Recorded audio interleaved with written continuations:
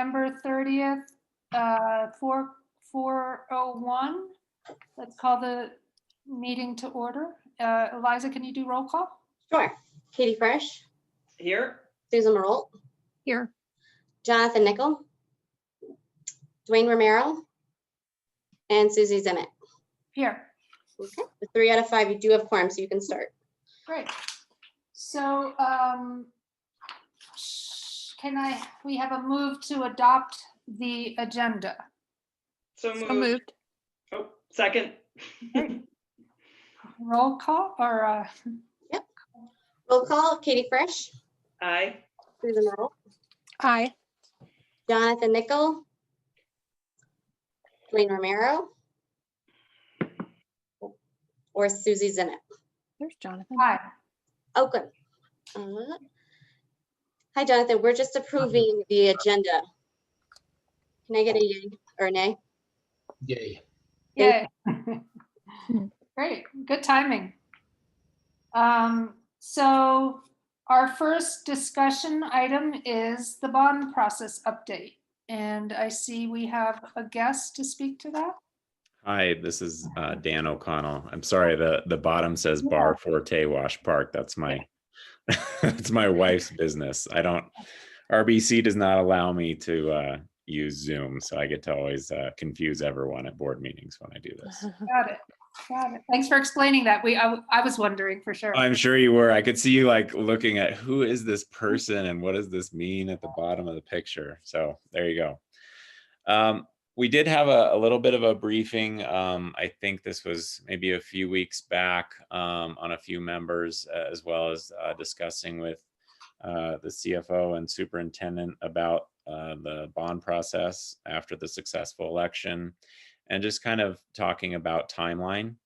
And they had asked me to come back and just update the board in general and answer any questions. So that's what I'm here to do. I don't have any particular agenda other than just to give you some parameters to consider when going forward with the issuance process.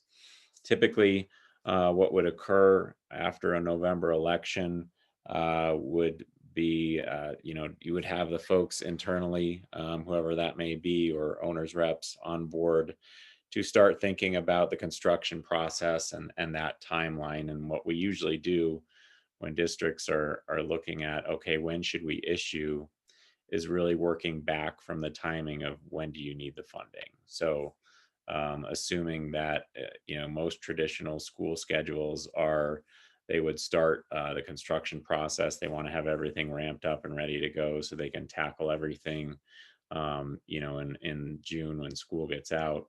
Obviously, we have a different type of year this year, so that's a little bit different.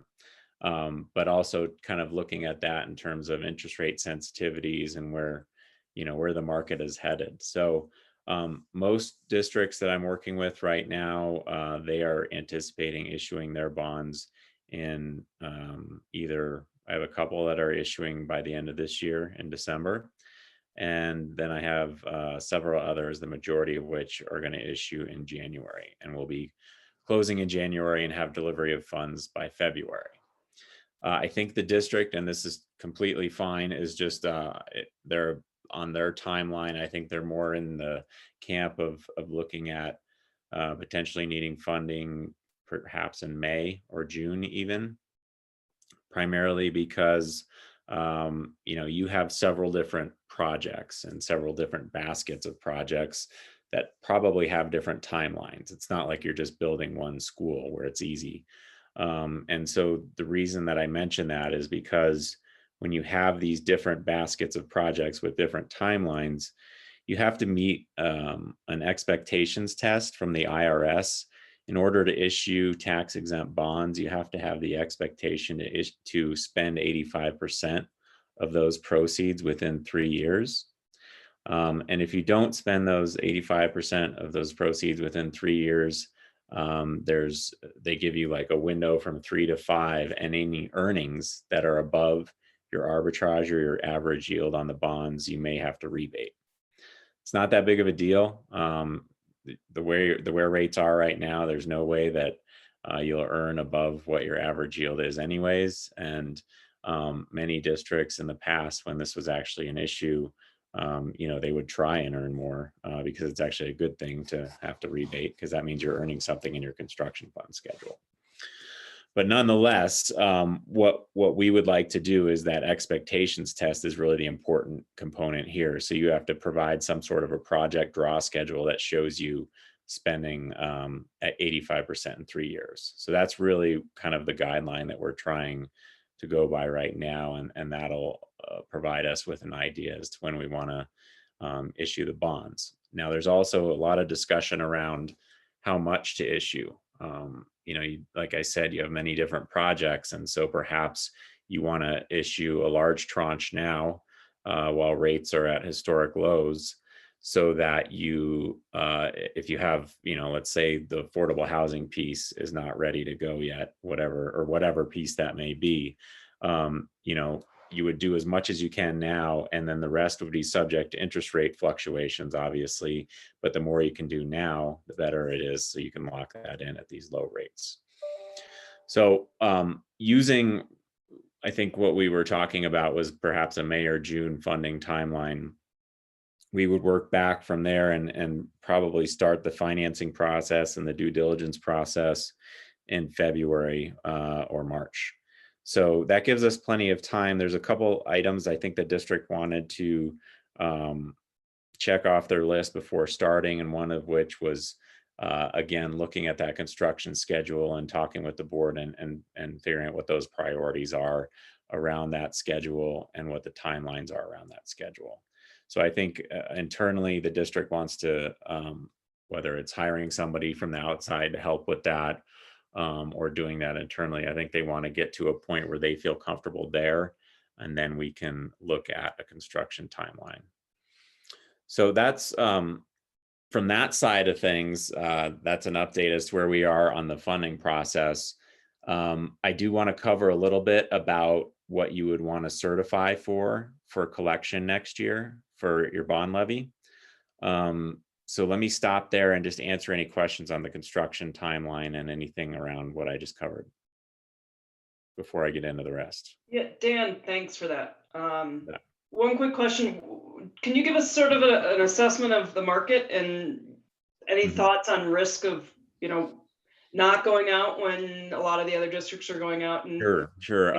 January? Well, obviously it's a it's a bit of a volatile market right now, but rates are at historic lows, and they have been for quite some time. We're actually seeing a lot of demand from investors right now because of the safety and security of municipal bonds. It's hard to predict what will go on after January 20, when Biden takes office, and what his policies and how they may affect the market as it is right now. From what we've seen so far, most expectations are that it's going to remain where it is. I've seen interest rate fluctuations from about 30 basis points increase by November of next year. But again, those are all forecasts, and they've been wrong every single year. So where you're at right now, I think, is a good spot. I think that there may be some upside risk in the interest rates, but it's certainly not. I don't think that's worth the risk of just issuing without having a good idea of what your construction schedule is. Because obviously, once you issue, you're incurring interest rate cost as it is anyways. So you have to take that into account as well. But I mean, most issues, like we just issued for the state last week, priced the deal. And it was a 25-year amortization, and it was like a 2.8 all interest cost. So extremely low interest rates.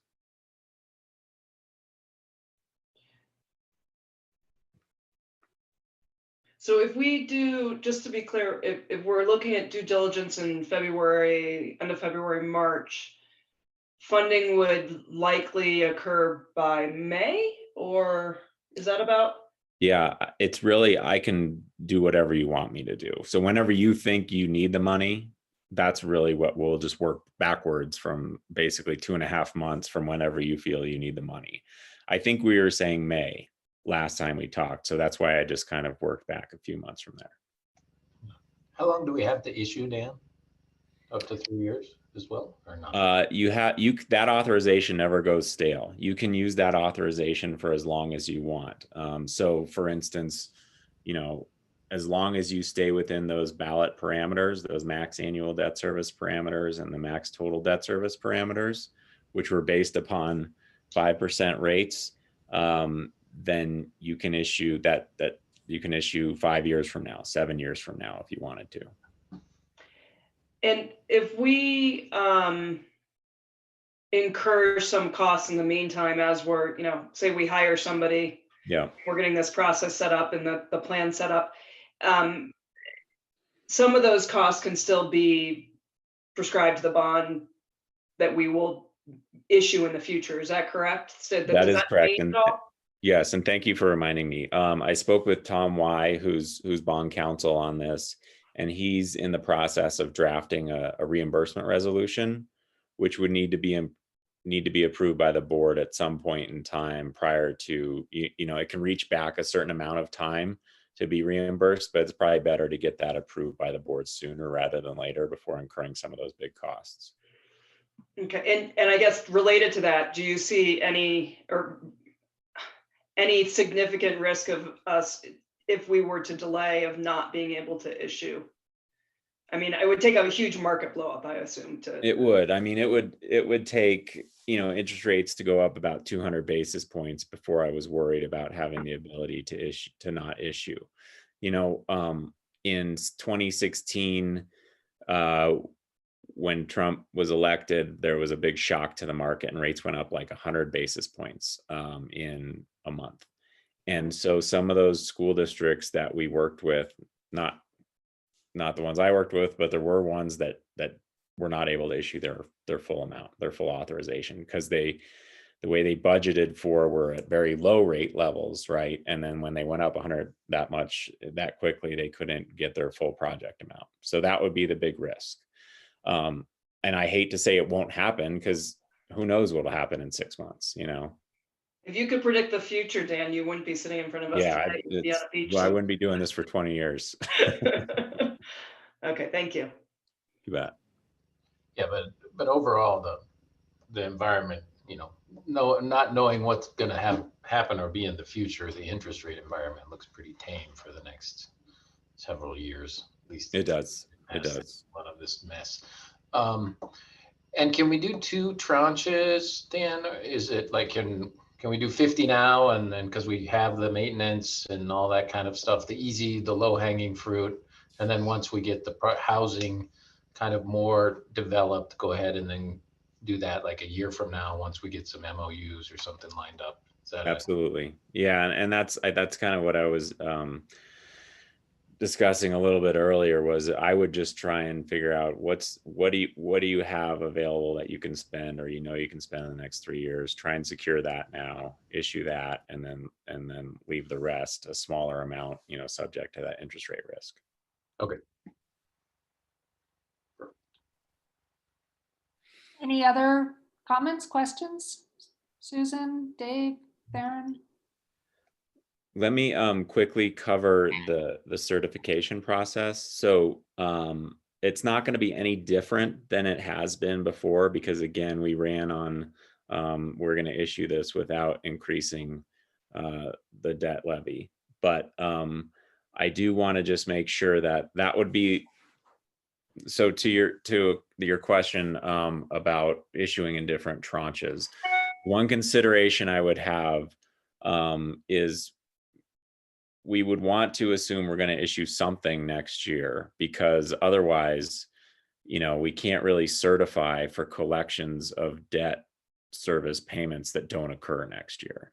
And so even if it's, let's say, 60 million or something like that, the bond language allows you to collect for reserves and collect up to that amount. But you can't just keep, like if you wanted to push that housing piece off for 5 years, I don't know if you could continue to collect for payment on debt service if you don't intend to issue it in 5 years. Yeah, no, I don't think, I think we could very easily get together with the maintenance, at least from what I've seen from the maintenance thing and the things, I think that there's pretty good alignment around like moving the preschool and building a, instead of having the kids in trailers, you know, getting them like a real building. I think those things we could decide pretty quickly. And I just think it'll take a while to develop some of the, you know, housing solutions because, you know, there's just not land readily available and stuff. And I know Katie has some ideas and maybe we'll be able to work with the city and all that kind of stuff. But I think that'll take a little longer to just kind of get it developed. Sure.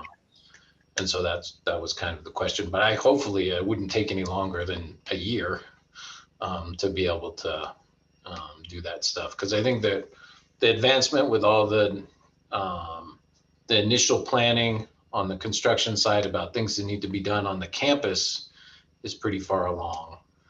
And that just needs to, you know, have some final, this is what we're going to do, decisions made. And that's a pretty big chunk of money. And then the housing one seems to be the other big one that will take more time from my estimation. Well, I guess, is there a problem with, you know, if we were to know now we have a certain amount that we have planned for maintenance and some other stuff, you know, say it's a third or so of the total amount, is there anything preventing us from doing that sooner? And then in, you know, perhaps even in the March, April timeframe, we might have a better idea. Is there any time frame that's too close for you to go back out to market for the second part of it? No, not necessarily. You know, I've seen it done within 3 to 6 months. You have an offering document and you need to refresh that offering document. And so in order to do that, you would pay bond counsel or attorney's fees over again, right, to refresh that document. So you know, you would pay the rating agencies again. So you're kind of duplicating cost of issuance. But outside of that, I don't have any issue with going to market, you know, twice in 1 year. There's no problem with that. What kind of costs are we talking about, just so we have a general? I don't know what bond counsel fees would be, but I think, you know, if you're looking at rating fees, bond counsel fees, my fee, trustee fees, I mean, ballpark is, if you're doing, it depends if the size of the issue, right? And so I think the attorney's fees, I don't want to give a quote because I don't know what he's charging. And I can certainly collect that for you, but it's 250 grand, let's say, just roughly. So, you know, you'd be paying that twice instead of just once for the full issuance. Okay, it's significant then. Yeah, it's not like 20 grand. Okay. I think that would help inform a decision. Thank you. Yeah. So we gave you 15 minutes. Was that not enough? Because we've used up 15 minutes. That's plenty. I'm done. Okay, great. Thank you very much. Of course. Thank you. Susie, I do have just one question. Go ahead. Because Dan, I think you had mentioned in an email after we had our last little meeting with you that we needed to coordinate with CDE about the mill levy. And Yeah. did that need to be done in December somehow? It should be, yeah. And you know, you may want to check in and see if you've had any. I've had some of my other districts send me the email that CDE has sent to them, just basically discussing this issue. But you know, the idea is that you would have to certify the 27 mills or whatever it takes for you guys. You guys are in a very unique situation. It would be whatever it takes to fully fund your own program. And Linda already knows what that incremental increase is. And then the taxpayers would get a credit, a Tabor tax credit in this next year's tax rolls. I don't know how long that's going to last. It's up to the legislature, but that's the idea behind it. And CDE should have sent some communication out to you. Like I said, I just had a few other clients send me theirs. So maybe check with Linda and see if she's received anything from the state. Yeah, actually, this is. Oh, there you are. I didn't know you were here. Sorry. I was lost in the noise, right? Yeah. I haven't received anything, but they have been kind of blowing up my box. So let's make sure that a bunch of people are retiring or something. Okay. Like that is happening. But I'll look for it tomorrow, and if I don't see anything, I'll contact them. I haven't seen anything currently. Just so everyone knows, our required assessment is we're 4.42 mils. And they're saying that we need to assess up to 27 and then they credit back, which is goofy. Of course. Right, but yours wouldn't go that high because you would have to just it's up to either the lesser of 27 mils or whatever it is to fully fund your program. Yeah. And I don't know what do you know what the incremental difference is? My gut tells me, I don't know the exact dollar amount, but it's probably a little over 5 Okay. mils because our assessed value is so large here in Aspen. That's why. And we currently receive a little over $2 million from the state in revenue. So it would be to fund that 2 million. That would be the incremental difference. Right. It's a pretty broad sweeping change through, across all the school districts. And so, it's definitely important to have that discussion with CDE. Yeah, it would actually be beneficial if, I guess it's assuming that there would be no negative factor or no budget stabilization factor. True. We saw what the budget looks like now. I don't know what it's going to be in the end. Okay, thank you.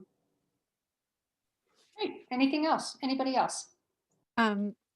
Thanks, Dan. I also just would like us to kind of, and I don't know who or how we go about this, but just give ourselves sort of a next step before our next meeting so that we're ready to jump in and do what we need to do. So I know that we've got a bond committee that we've got board members that will participate in, and then just kind of wanted to see what that next piece would be.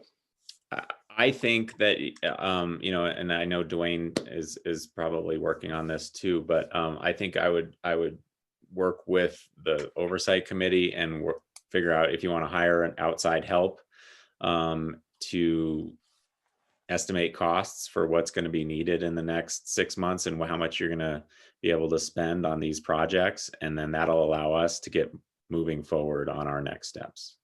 But really, from our perspective, outside of just certifying the levy, obviously that'll be an important part.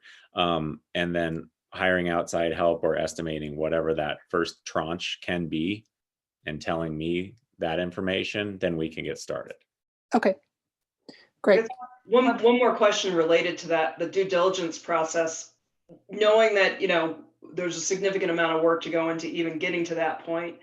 What kind of resources does it take from the district to get through that, for you to get? It'll be about a 2-month-long process of information gathering, and it'll mostly be using the help of Linda, some of the superintendent's help, and probably anybody else that I don't know if it would be Eliza or whom it would be that would be gathering information specific about the district to put together this offering statement. And then after that, there would be an authorizing resolution that would be approved by the board, and that would be prior to pricing. And then there would be several closing documents post pricing that would be approved also by the board. The board would not be involved other than the authorizing resolution and then the signing of closing documents. Most of the back and forth and any overhead, if you will, would be, basically the communication between bond counsel, us, and Linda and Dave. So Dan, Jonathan, correct me if I'm wrong, but our bond board members for the bond committee are Jonathan Nickel and Dwayne Romero. Yep. So those would be your two. I assume maybe in the next month that the committee should maybe meet. For sure. Yeah. I'd say. Yep. We'll make sure we make that happen. And Dan, can you also have Tom send that reimbursement resolution so we can maybe at our next meeting we can get that signed? Yeah, when is your next meeting? 14th of December. Okay, yeah, I'll have them get it over to you. Okay, awesome. Thank you. You bet. Any other questions, comments? Shall we move on? Thank you, Dan. Okay. Thanks so thank much, you. Dan. Thanks, Bye, guys. Rick. Thanks, Dan. So we The skipped. only comment I would make, and it's just for Dave, is that also, I don't know how, Dave, you've been able to dig into the stuff that's been put forward so far. I think we'll need your recommendation quickly on that in terms of what you think is the correct direction as soon as possible. So I don't know. I think, Jonathan, at the next meeting, Linda and I can put together some recommendations for moving forward and keeping this momentum moving in the right direction. Yeah. I think it's really important to think about, there are very little penalties to, one offering and spending it out over 5 years. There seems to be very little downside, and the $250,000 per tranche, that's a lot of lost. It's expertise you want when you do it, absolutely, but that's a lot of resources that can make a big difference in what we can offer the kids and staff. Yeah. So, yeah, Linda and I'll put together something for the next board meeting. But I would also say that in line with that, I think it's important to make sure we make the right decisions in terms of getting our priorities and all those kinds of things, as opposed to rushing. And I don't know that we need, there's no burning thing that needs to be solved tomorrow. Definitely it's going to take a while to get all this done, but we are making sure this is the next 20 years of CapEx. So we got to make the right decision. So Understood. It seems like the cost of the rebate might be less than the paying fees twice, but that's math that has to be done. Yeah. All right. So if there's no objection, we'll go to public comment next instead of going through the next 3 discussion items. So if there's no objection, Adam Good is our one public commenter signed up.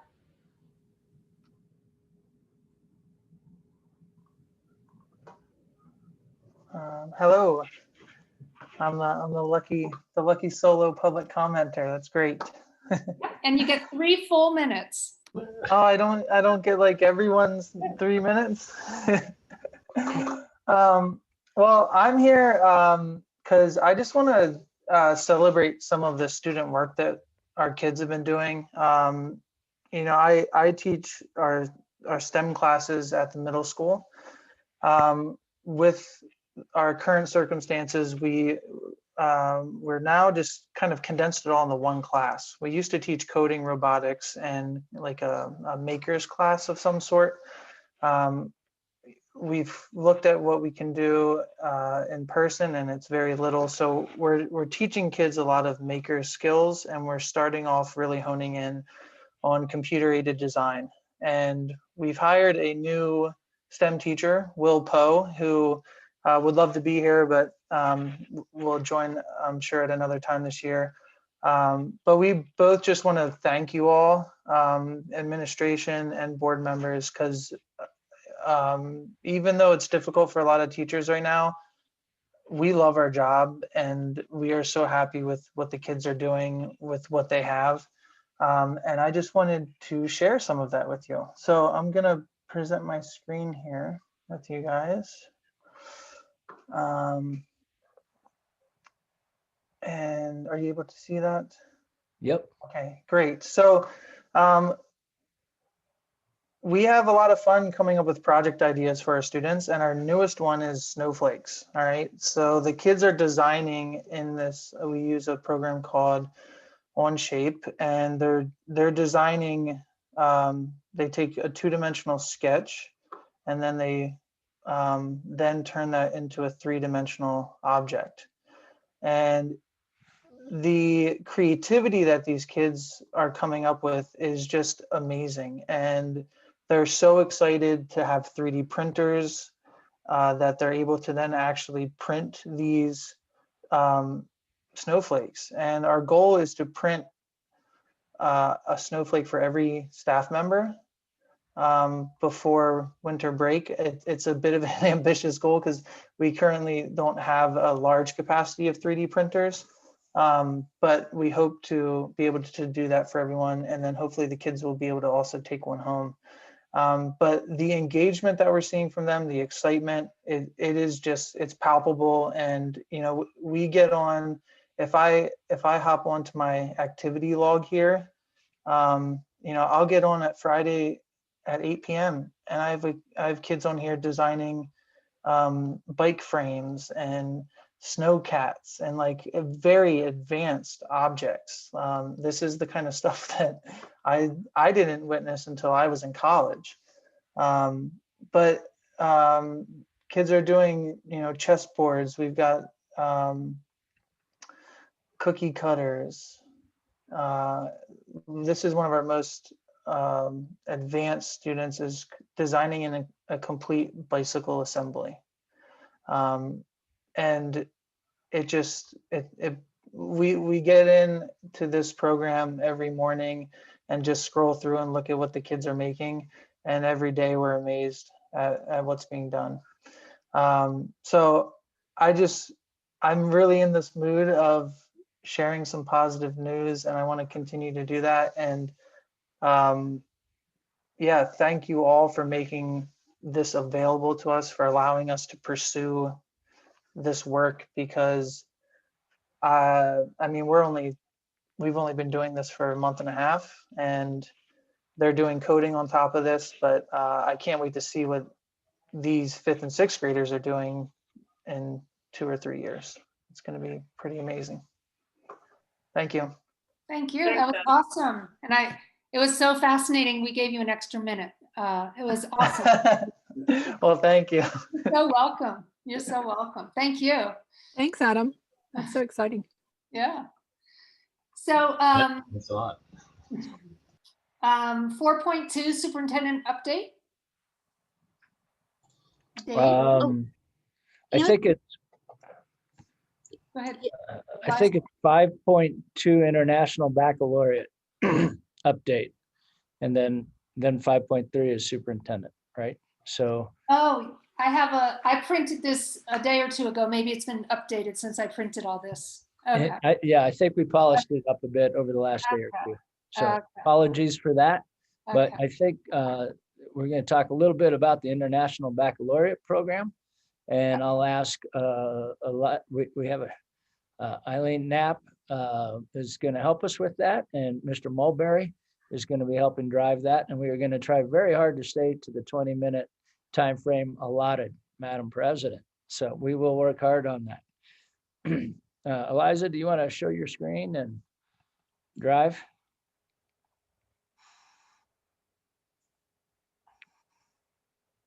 Fantastic. So, you know, one of the things, there's been a lot of interest in the district.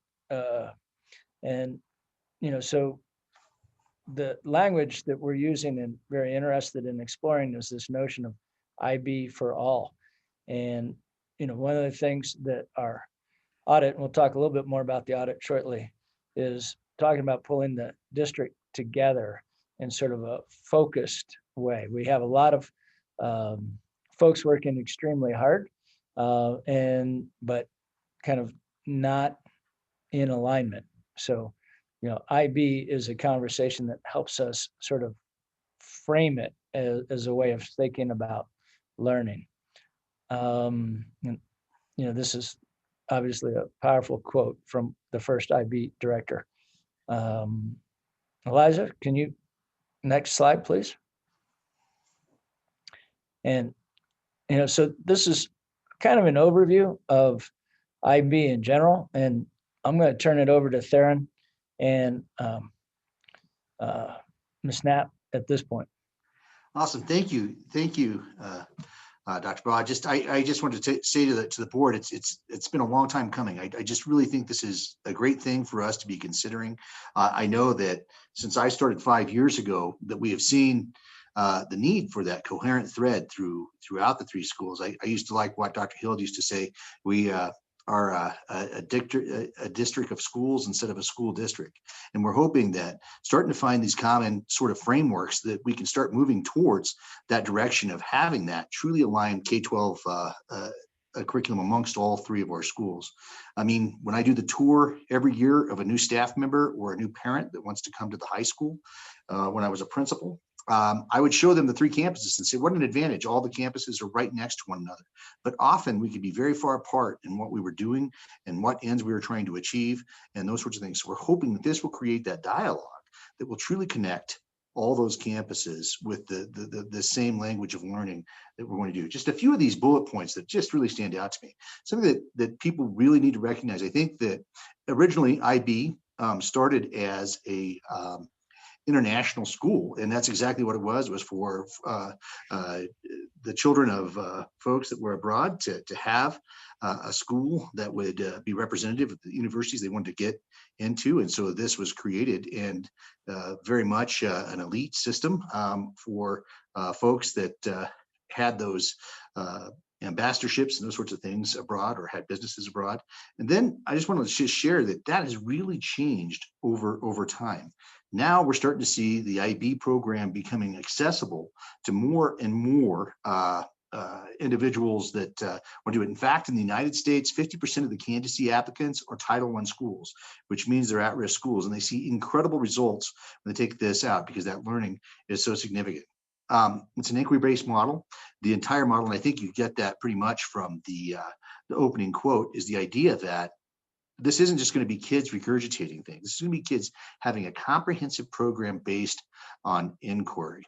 In the same time that we have that sort of critical thinking direction, it is definitely going to have that coherence I just talked about, but it's going to be something that really allows teachers to create their own sort of pathways within the framework of IB, and they get a lot of autonomy and leadership in how the program is administered. It's not canned, which I think a lot of people think that that's the case, but I can speak from being not only a principal at an IB school, but also an IB teacher. That's never been the case. You actually have a lot of flexibility and autonomy in the way that it's done.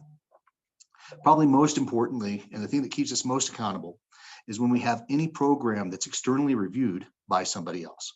They have a great and brilliant track record of having outside moderation being completed every 5 years for the entire program, and individual aspects of the program are moderated outside every year. So that means that there'll be a lot of oversight on whether or not we're meeting the standards that are set forth by the IB program.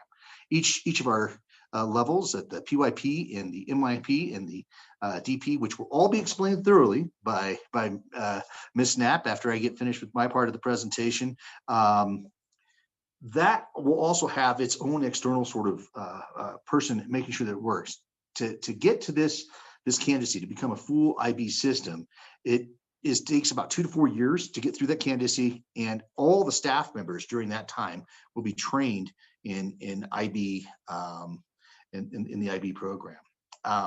There's the great thing about, I've already talked about it being a universal philosophy, but there's the great thing that happens with an IB program that is a pre-K through 12 is everybody speaks the same language when they're programmed. I don't know which did any of the, I'm trying to remember which board members came to the school visit when we went and visited a couple of IB schools. I think it was, I don't know if any of the existing board members right now were members of the IB school visits, but seeing like Discovery Canyon and Colorado Springs and some of those other schools where they have this K through 12 system, it's amazing the level of understanding that everybody has in the system, and the level of vocabulary that's being used at with every group of students that goes through, that makes it very ubiquitous and easy to understand. And also the parents and the students become very familiar with it. In fact, that learner profile that's listed there is something that's used all the way through when students start and to when they end. The other thing that is really incredible about IB is just the number of member schools. Like I just mentioned, Discovery Canyon in Colorado Springs. We have this opportunity to meet with not only the IB schools in Colorado, but other IB schools around the nation. So we can make that part of our school visits. And they also do something that's called IB Arms and roundtables, where they bring content experts and grade level experts together. And they constantly do this, and member schools are obliged and encouraged to attend these workshops, so they will constantly have that external motivation from other schools. As you know, I cannot speak more to the fact that having teachers or highly of the fact that having school visits and getting our thinking outside of just the Aspen bubble, how important that is for us as a system to do that. I know that we did school visits at the high school. I know that that was starting to be incorporated in the middle school and the elementary school, but getting out there and seeing what's going on is so important. And that's part and parcel of the adoption of the IB program and expected of all the member schools. So we can go ahead and go to the next slide. So this is what we're going to be talking about a little bit tonight. We'll talk about how we got to the IB through the curriculum audit, steps for candidacy, the PYP and MYP framework and assessments, so you guys can do that, and then how much this would cost and some of the material aspects of the program. So let's go ahead and go to the next slide. And I don't want to spend a lot of time on this, but you're very aware that we had a very thorough curriculum audit by Joellen Killian, and she actually had the chance to meet with you as the BOE. She met with all the principal groups. She met with the DAC, and I had the opportunity to spend some time at each one of those meetings when she was presenting. And every time that she was talking about that there needed to be a coherent sort of curriculum piece that needed to be happening, or a curriculum management system that needed to be occurring for us to have that coherence in the system. And when asked pointedly what she thought about IB as being that thread that could be weave these schools together, she agreed that that would be a great way to start, because we already have a fully functioning diploma program at the high school. So it makes sense to do that. As you guys know, pedagogically speaking, it's always great to begin with the end in mind. And since we already have that as our capstone curriculum, it makes sense to develop the rest of the schools around that thinking. And I think if you guys take a look at this, some of the questions the boards had around English language arts, some of the questions the boards had around writing and comprehensive math curriculum, all of these things can be solved by moving to this type of a framework and understanding of IB and getting it adopted and implemented at each grade level. So go ahead and go to the next slide. So I'm going to stop here, and I'm going to let our IB guru, Miss Eileen Nat, talk about all of the things that are integral to the actual candidacy process. She can also answer any of those sort of rudimentary questions you have about what some of the acronyms mean, because I know we're probably going to kill you with the acronyms that go through tonight. And so you can have some of that understanding and background of how the program actually gets practically put together. So unless you have any questions for me, I'm going to turn it over to Eileen. I have one question, Theron. Sure. How at the Title I schools, who pays the So over $100 or per exam fee? Who pays the? So typically what happens at those places, the state of Colorado has had what were called escape grants. They've had a whole bunch of grants in those various forms that have been used to pay for those fees.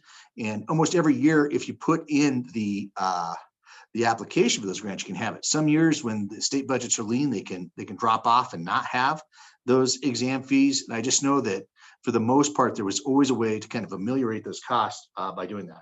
Some states like Florida, I'm trying to think of a couple other things, California, they actually pay the exam fees for students, but they don't do that in Colorado. So just know that, because it is a little bit more expensive test than what you would see for an AP test. I think that's one of the things we can talk about when we get to the cost, but there's probably about a $60 to $70 difference between the cost of those tests. And there's some other costs incorporated to doing this. Another part that I just want to say that I didn't really get into with the IB, just being an IB teacher, is the fact that you really do have each of the content areas woven together.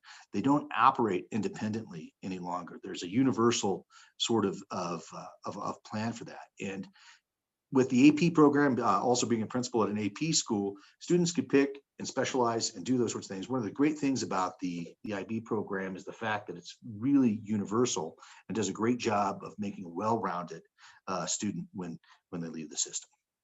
So, okay, did I answer that question? Can I add something to that as well? So part of that Title I grant that I completed earlier this school year, you guys approved, we allocated $10,000 from our Title I funds to actually be used to pay for IB and AP tests for our students. Great, thank you. All right. Awesome, thanks everybody. So there are quite a few steps for IB candidacy and to become an IB World School. And the reason that there are little steps throughout the process, which we'll see on the next slide, is just to make sure that all stakeholders, all teachers, students, they understand what is happening moving forward within the framework, making sure that there's readiness from all parties and the understanding of access for all. The last bullet as well, the sustainability of the program is what IB wants to know that we are planning to do. So it's a big process, and especially with us thinking about multiple schools, pre-K through senior year. We can go to the next slide and you can see the diagram. So right now we are in the consideration phase. We're discussing, we're talking about things, we're getting information in the room. And if we choose to move forward with possibly a primary years program, which would be in the elementary school, and a middle years program, which would be middle school and into high school, then we would fill out an application. Again, involving all stakeholders, so it can be a detailed process. If IB thinks we're ready, we would then move to the candidate phase. The candidate phase is what Theron referred to as taking from 2 to 4 years. The reason that it is so detailed is because within the candidate phase, we are acting as an IB school. We're creating, they're called POIs, program of inquiry. We're creating unit plans, and we're working with our IB consultant throughout however many years it takes us. We're connecting grade to grade, our subjects, we're looking in our IB themes, making sure that things are fitting and getting the feedback from IB. So it is a lot of work within the candidate phase to make sure that the alignment is happening and to get our feedback. And then ultimately, the authorization would happen when we're ready. In the below arrow, you see that training can start now if we are confident this is where we want to go with the head of school, so the principal and the assistant principals. And then we would need however many teachers, eventually the whole school of teachers would be IB trained. And then just this commitment to ongoing professional development, which means every time the review or your curriculum changes, you would, or I shouldn't say necessarily change, but matures to the new standards or how our world is changing, we would want to review and redo our training, our teacher training. So it's ongoing. It's different for different schools, so I don't want to say exactly how many years it is, but in the diploma program, we see that happening every 5 to 6 years. I think we can go to the next slide. So the IB learner profile, which Theron mentioned, is the foundation of IB. If you look in any IB document, this is on one of the beginning pages. So these are the characteristics that we want all of our IB learners to strive to be, from preschool all the way through 12th grade and lifelong learners. So we want to see them taking these skills into the world to, at the top it says, create a better, more peaceful world. So this is always the foundation. They're always keeping these things in mind when they create curriculum or the framework of all IB programs. And we can go to the next slide, which talks about the primary years. So PYP is primary years. It's pre-K through 5th grade.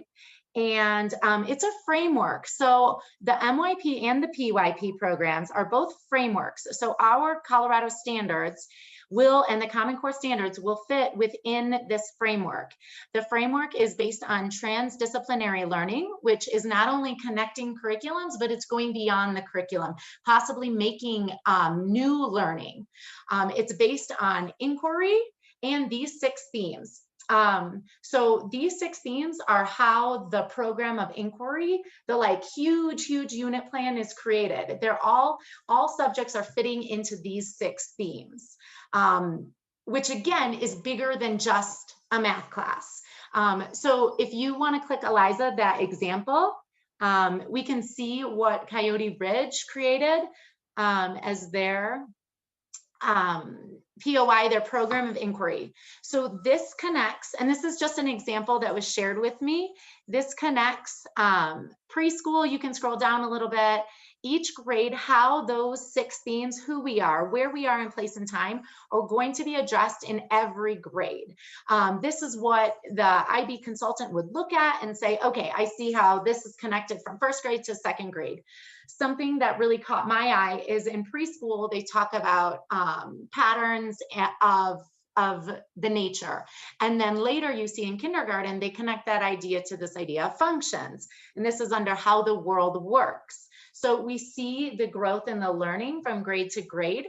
And this is like a big scale view from pre-K to 5th grade. If you scroll all the way down too as well, you see that they touch on the subjects that are outside of your general core in 3rd grade. So there's PE, a little bit more down, sorry. There's PE, I believe music. Scroll a little bit farther, Eliza.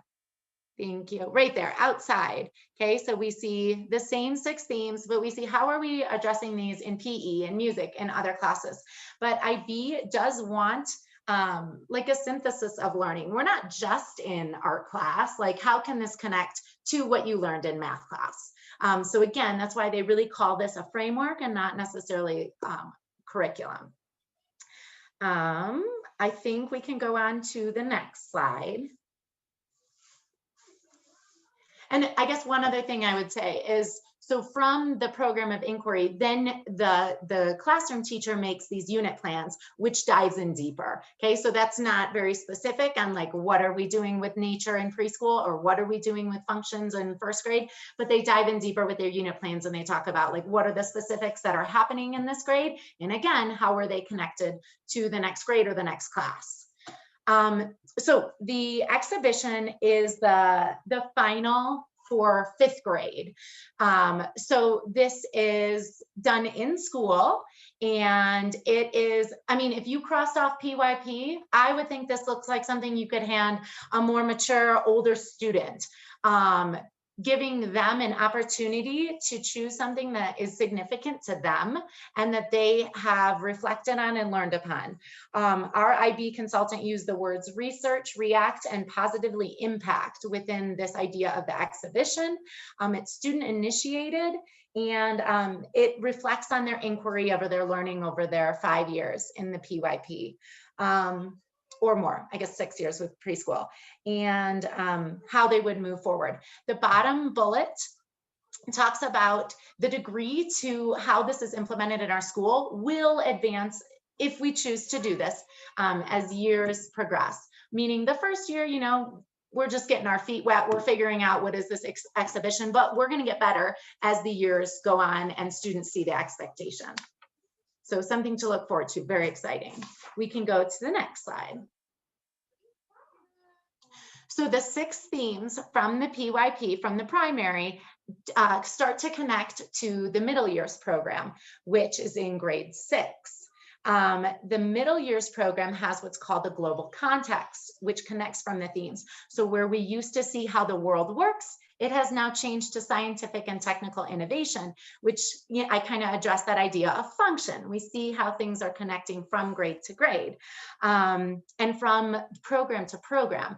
There's also something great that I saw in my reading was that IB, part of the process of candidacy is indicating how will we transition from program to program? How will we make sure students are using the same language and are successful moving from grade to grade? So I thought that was really important.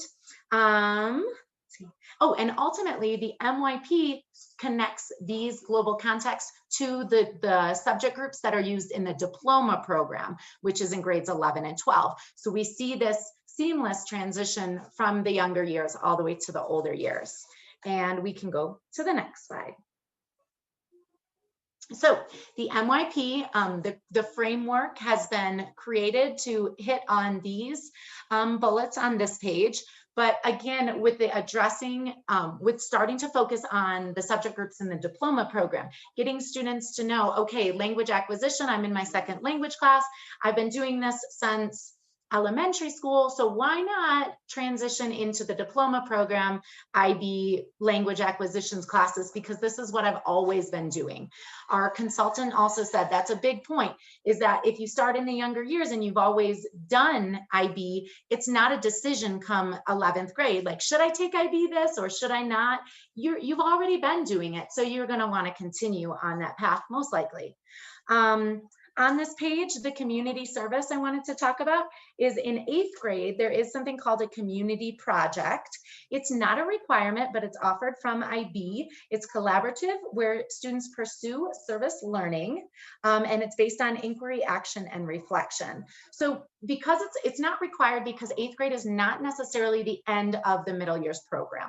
So it's definitely attractive, but that is why they don't make it mandatory, because some schools are not ending there. It's not often what schools want to do in that transition. The MYP, lastly, just focuses on disciplinary and interdisciplinary learning. So we're starting to see where we're separating into subjects, but still connecting them as well. We can go to the next slide. Awesome. So what we have in the diploma program, which is grades 11 and 12, are assessments. So in MYP year 5, which is 10th grade, there are optional assessments as well. And I have a diagram on the next slide, so if this is a little confusing, but basically there's on-screen examinations and then e-portfolios, which again are on the computer. In certain subject areas. The only thing that is mandatory to be an MYP school is the personal project. And I'll talk about that in just a second as well. But again, just like with the diploma program, they have to earn a certain amount of points. We have to pay a little extra for these assessments as indicated earlier. And they have to get 3s or higher here. We can go to the next slide. And here you see it's just a little better diagram. So to qualify for the MYP certificate, they'd have to take an e-assessment in the 5 subjects at the top, noticing that interdisciplinary would be 2 subjects tested together. So connecting our learning from, like, for example, math and science. The e-portfolios are below. They had to do one from language acquisition, and then they had a choice of doing one of the other, so PE, design, or arts. And then the mandatory at the bottom is the personal project, which is similar to the community project that they did earlier and similar to the exhibition that they did in primary years. So we see this just getting scaled larger and being able to do more with it within their projects as the years progress. Let's see, something else I want to say on this slide was the examinations, they say are done individually, but they're graded by IB, the top ones. The middle ones, we see that's internally marked. So the e-portfolios, although done online, the teachers of our school district would grade all of those, and then we'd send it off to be moderated by IB. So they'd select a sample and they would moderate us.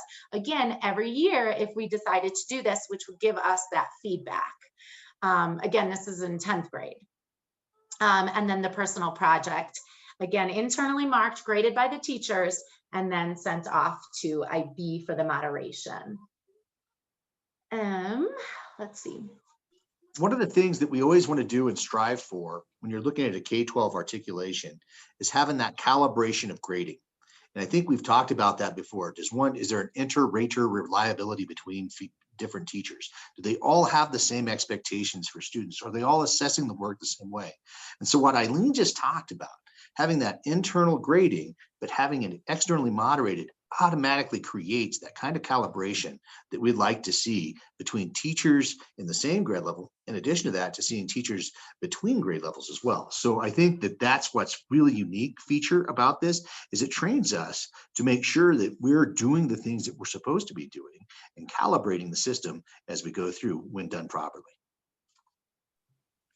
And then this slide here just shows you how, and I was talking about this earlier, how things connect. So how the exhibition would connect to the community project, the personal project, and then ultimately at the top, the diploma program, more success in the core, the TOK, the extended essay, and the CAS. Theory of knowledge, sorry, I should have theory of knowledge, and creativity activity service. They have already been doing these things, so they feel very successful and prepared to jump into all three of those things because of their practice in the other programs. We can go to the next slide, where we have the cost estimates. And Theron, am I doing this slide too? Or Eliza, do you want to click on one Yeah, of those links? Eliza, if you could click on the links, and I think just really from, let's make sure we get a copy of this to the board members so they can kind of, we don't want to spend a lot of time looking at it, but you get the idea of the application fees that go along with it. And then you can see the candidacy fees, which are the first two squares there, 4,000, 9,500. Then you can go through and actually see what it looks like to train each of our teachers. I think, Dave, you did the mental math on that today, and I think we're looking at around 50,000 if we're going to be training everybody with the online work right now. That would be an estimate for around how much this would cost. Another piece that I want to share with this, you can take a look at each one of these costs, is we also had a great conversation with AEA around this, and obviously has been very supportive of what we've done with the IB program in the past, and has a very vested interest in continuing with that support as we move forward in making sure that we have the pieces that need to be here. In addition to that, when we have an alignment with all of our current professional development practices that we're doing in a district, we look at the amount of money that we're spending on that. If we're to change the focus and go into a universal sort of PD strategy for everyone, we could almost just have the monies available from what we're currently doing with a lot of our different PD systems when we finally get them aligned.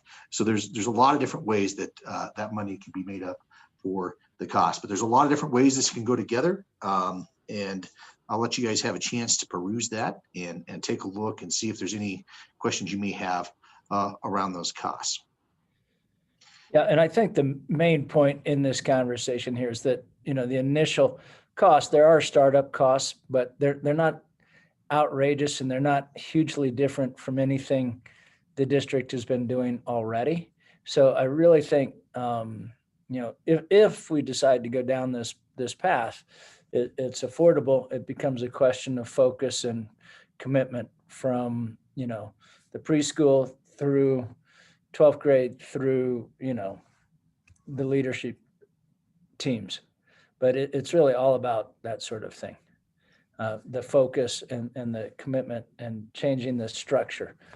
The really neat thing is given how our grade levels are broken out, you know, you wind up with the foot in different schools as part of the K-12 or pre-K through 12 continuum.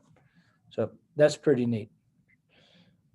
So if we did this, what, or maybe Eileen could answer this, or Theron, or what, it was unclear to me what percentage more or less of our graduates you expect to be doing diploma?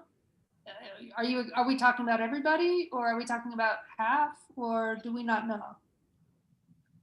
I don't know if we've talked about what we thought it would be after this. I know, Theron, what's our number we're always reaching for? I have a secret 30? goal of 50% immediate diploma candidates. I think that that's always been something that I think is very doable. That does not mean or exclude other kids from participating in IB. They may not be able to participate in a full diploma level. The expectation would be that every student takes an IB course of some type or another. And so that would be pushing the envelope and maybe garnering down what that would look like for some of those some of those diploma programs later on. But ultimately having the support of the MYP program, because if you look at the number of diploma candidates we've had year to year, one of the things I think that is pretty telling is it's been fairly flat. And so by pushing a little bit, I think in the middle years programs, especially just getting everybody to speak the IB language and be a part of this would give us a lot more efficacy when we started to, one, ask students to take on the conditions of the IB diploma or the requirements of the IB program, that be used to that. And two, they would have, I think, the inquiry-based sort of learning that occurred all through K through 11 or through 10 that would prepare them very adequately to be successful in meeting all the requirements for the DP or to get the diploma upon completion of high school. So So- these would all be things that would help them in doing that. I think Yeah. you'd also see hopefully a real shoring up of some of the areas that we might have had problems with rigor throughout the system that we could fix and have them identified when we started doing the K-12 unit planning and assessment pieces, that we could get that really picked and fixed. So is that a pretty clear answer to your question? Do you have something more that you Can I clarify add one there? more thing, Theron? Sure. And right now we do have all of our juniors taking IB English. So we have made the leap to all IB English options for juniors and also with math.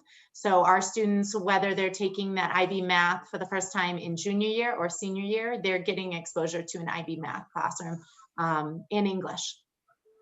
Well, If I could just ask a question for clarification here, because Theron, you said your hope would be 50% would do the diploma, that they'd be taking one IB class, but you only mean in 11th and 12th grade, because wouldn't everybody be taking IB through 10th grade? Correct. Yes.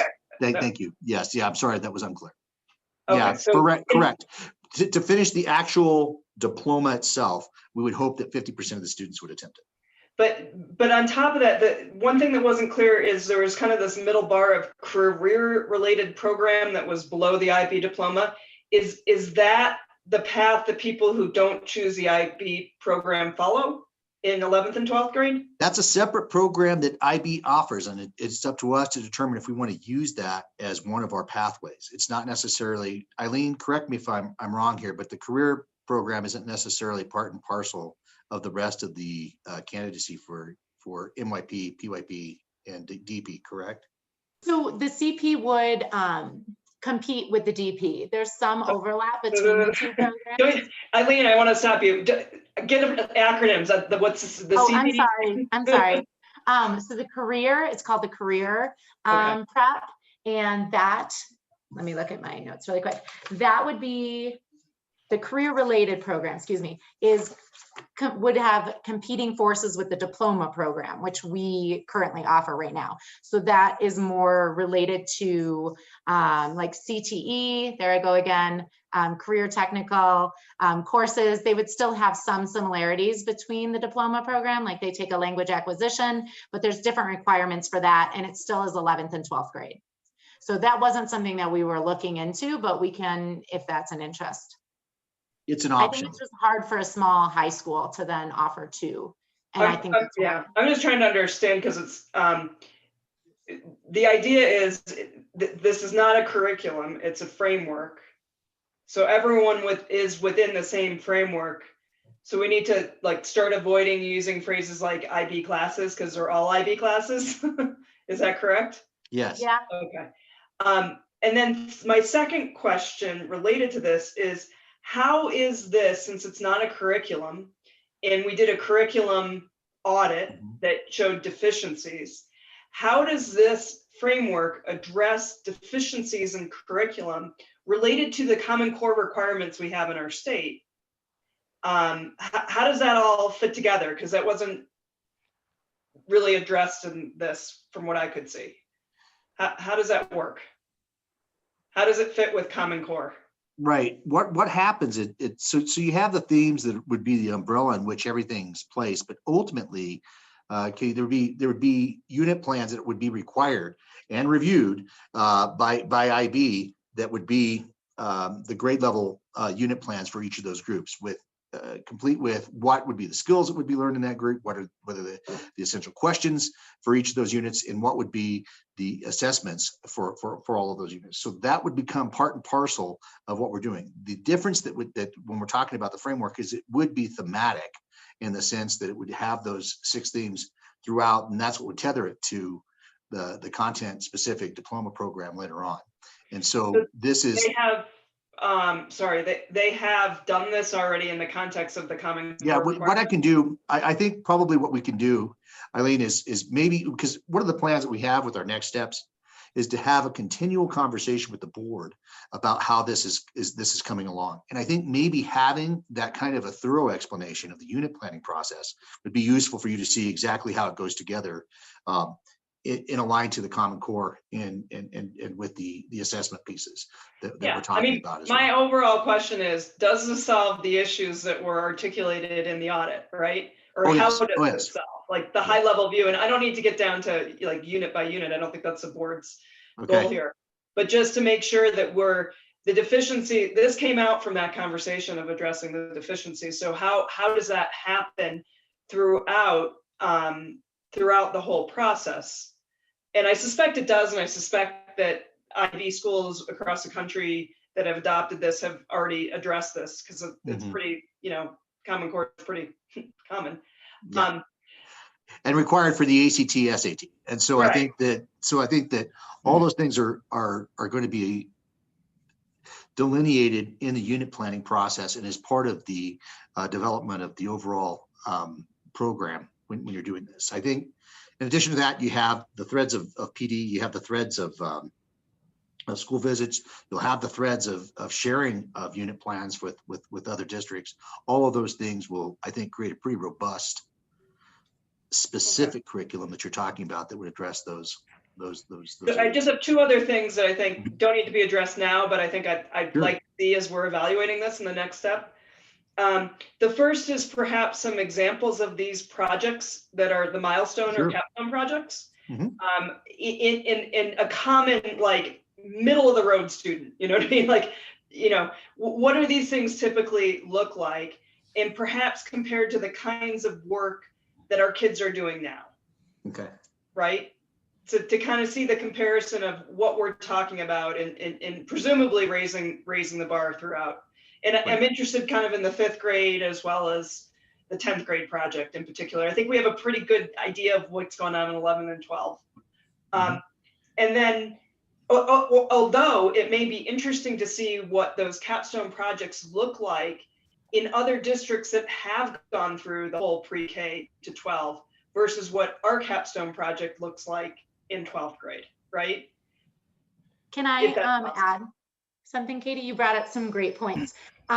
So we have looked at some of the curriculum options it was on a previous slide, that IB has to offer, which would help some of our alignment if we did adopt some resources that we see a connection PYP all the way, primary all the way through diploma. There is some similar resources. But again, it is supposed to be, this framework and teachers finding the things that fit for what they want to do. So I don't think IB wanted it to be this resource this day all the time. I don't think that was the heart of it. And I was going to say one more thing. Oh, I do know of one off the top of my head. I can't remember the school. It'll come to me, but they're PYP, MYP, and DP, and they actually built a school in Uganda. The whole school district put it together. The younger grades worked on art. Some of them worked on manufacturing. How are we going to get desks for these students? How are we going to transport all of these supplies and ultimately build it? Niawat High School or Niawat School District. Is that a school district? Did I have that right? Outside of Boulder. We visited it with our last round of school visits. So just two other things related to that. As we're kind of evaluating this, that I want to be part of the conversation, not today, but down the line, which is, I think we're talking about like the vast majority of students. How does this, if we were to move in this direction, affect those on the special ed side or in the gifted and talented side? How have other districts applied this framework in those contexts? And how does that change what we're doing perhaps, or enhance or not enhance? And then the third thing is on the costs. I mean, they don't seem very, it doesn't seem like much, but I don't think we're,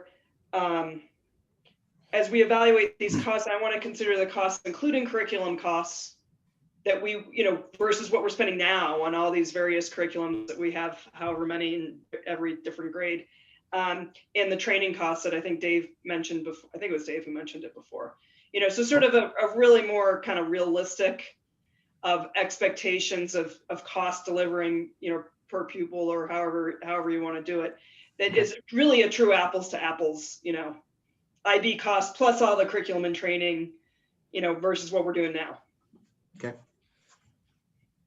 Right. And so it's important to recognize too in that conversation, Katie, that some of the work is going to go above and beyond what IB is going to bring to it. Because when we were talking with the IB coordinator, he had run a school, I think it was in Flagstaff, and they talked about the curriculum that they used. And while it's not IB, it was American Reading Company that was pre-K through at least 8th grade that was supporting the language arts, right? And so we talked about different curriculums. And like Eileen was saying, IB doesn't really say you have to use this curriculum or that curriculum. We still have to do a lot of that work, but this gives us the guiding framework from pre-K through 12th grade, around which, you know, it's the bones of a home or a building. And then you get to, like, you know, say this office goes there or that room goes there, and it's going to be this color and that color. And we still have to do all that work from a curricular perspective. But as you know, what Theron was saying was we're doing PEBC, SWIFT, and all these other things, none of which are actually a curriculum per se. This is, and back to your original question, this would provide us that sort of compass that the audit was saying we're kind of lacking right now, right? A lot of teachers working super hard. That will never change, no matter what we do. But at least it becomes focused. It becomes intentional. It you know, there are clear-cut ways of thinking about the work, so that we're not inadvertently working against one another. So we can continue to work to flesh that out, you know, but we still need to do some work, you know, around the curriculum piece. That's another conversation that's kind of starting now around, you know, the language arts in the elementary school. We need to be thinking seriously about a total refresh there. But if we did it in the context of an IB framework, then it starts making more sense, because then that feeds up into 5th grade, which feeds up, like Eileen was saying, the grades are feeding up and reinforcing the earlier learnings. I hear you. Exactly. That's exactly what I was hoping you were saying. The other thing is, in the context of needing to do this curriculum stuff and to make the IB decision, my other question is time frame. Not to get the IB certification and all that kind of stuff, but how does this affect all the curriculum overhauls and things that we need to do to help get these test scores that, you know, kind of our poor performance? Does it negatively affect our ability to create momentum on that front?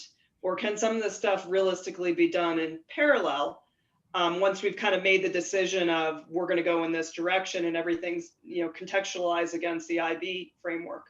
I'm just, what I'm trying to articulate is a concern about kind of where our kids are now with COVID slide and everything, and to make sure that we're not further delaying any efforts in that front, because we're getting distracted by a framework that is important, I think. But, you know, does it delay anything? I kind of want the assurance that we can still process this at the same time.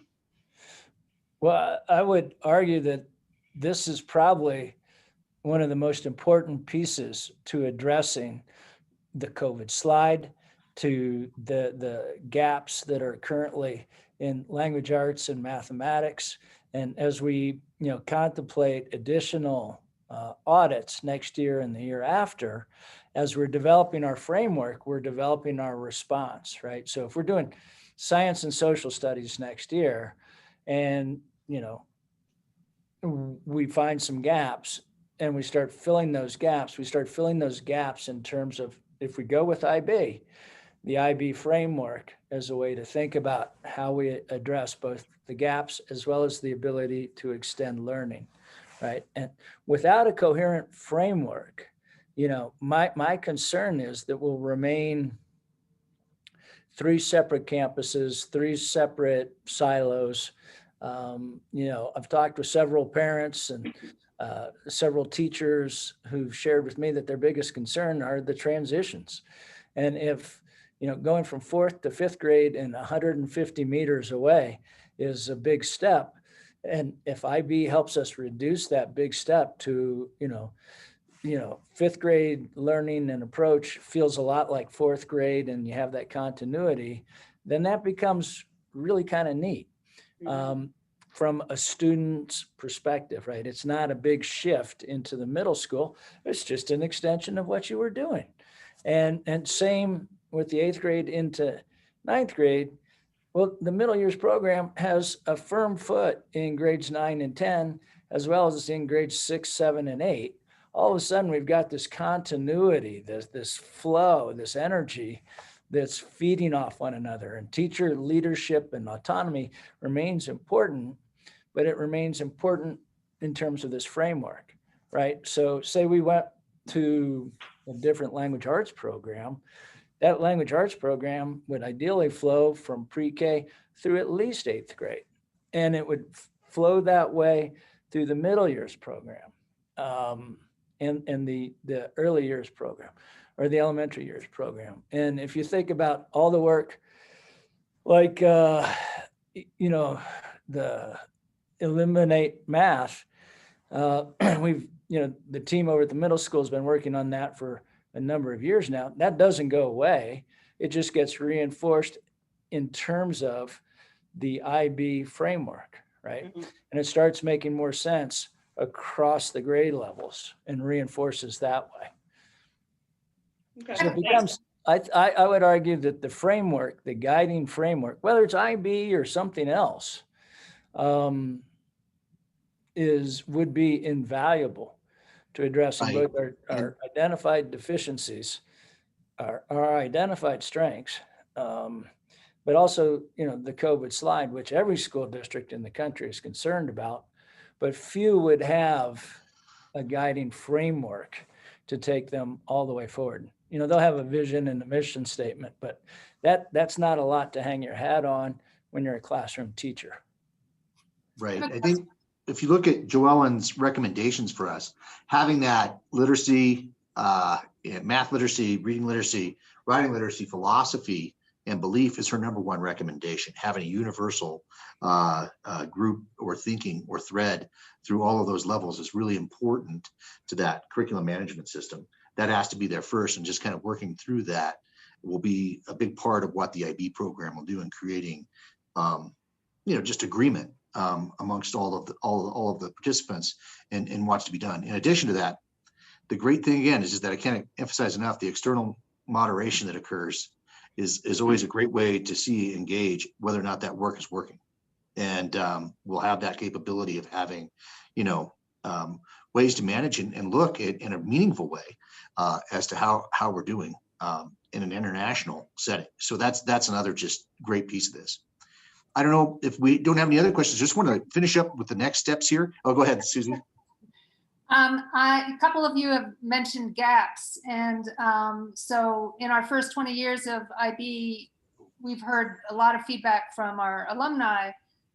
When they took for example, the SAT subject test, there were gaps that kids who had taken AP courses didn't have those gaps, things like optics and physics or calculus and physics, different topics that AP courses cover and IB courses were not covering.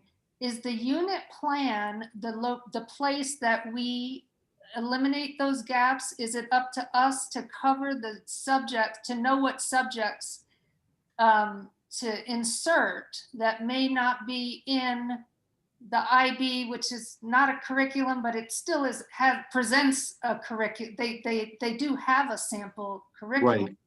And whether or not those, and I get what you're talking about, because we've had this discussion before about whether or not those topics are actually covered with the IB curriculum. I know I have math teachers in the audience here that I think could address that a lot better than than I could. But Megan Noonan and some of the other folks have really looked at tailoring it to make sure that those topics are covered. And to your point, yes, Right. that's where it would occur, would be that unit planning and There's and, also, Susie, just a difference between like AP Calculus and then IB Mathematics, because IB Math is going to touch on 5 or 6 different subjects like vectors, statistics and probability. It's going to have more than just calculus because they view that as more the IB, you're right, that the diploma program, the junior and senior year, those are curriculums. They are set in stone. They're like 30 pages long. They see specifically math as this world program, and it's not just calculus. And there's careers out there that students would be given the short end of the stick if they didn't get exposure to. So I'm just talking just particularly about math. But if we saw a reason to put more in than what IB is already offering, then it would be in the unit plan. And that's where we would decide how many books a year they're all going to read and how many papers they write, because there was a number of years, a dearth of a lot of writing. And it's picked up recently, but is that where it all goes? Is that the meat of the curriculum of the teaching is in the unit plan? Yes. Okay. And there's hundreds and hundreds of books that we can pick from for like the English literature classes. So again, in the unit plan is when those decisions are made. Thank you. Should we move on? We've spent a lot of time. This was gonna, I know, is there a plan to have a task force of some sort for well, our next steps would be just to get out and have some informational meetings with some of the different groups, just making sure that AES gets a presentation, making sure that AMS gets a presentation and AHS gets a presentation, and that they have a chance to meet with IB consultants to have all their questions answered and do all that. And that's something we're planning on getting done this December.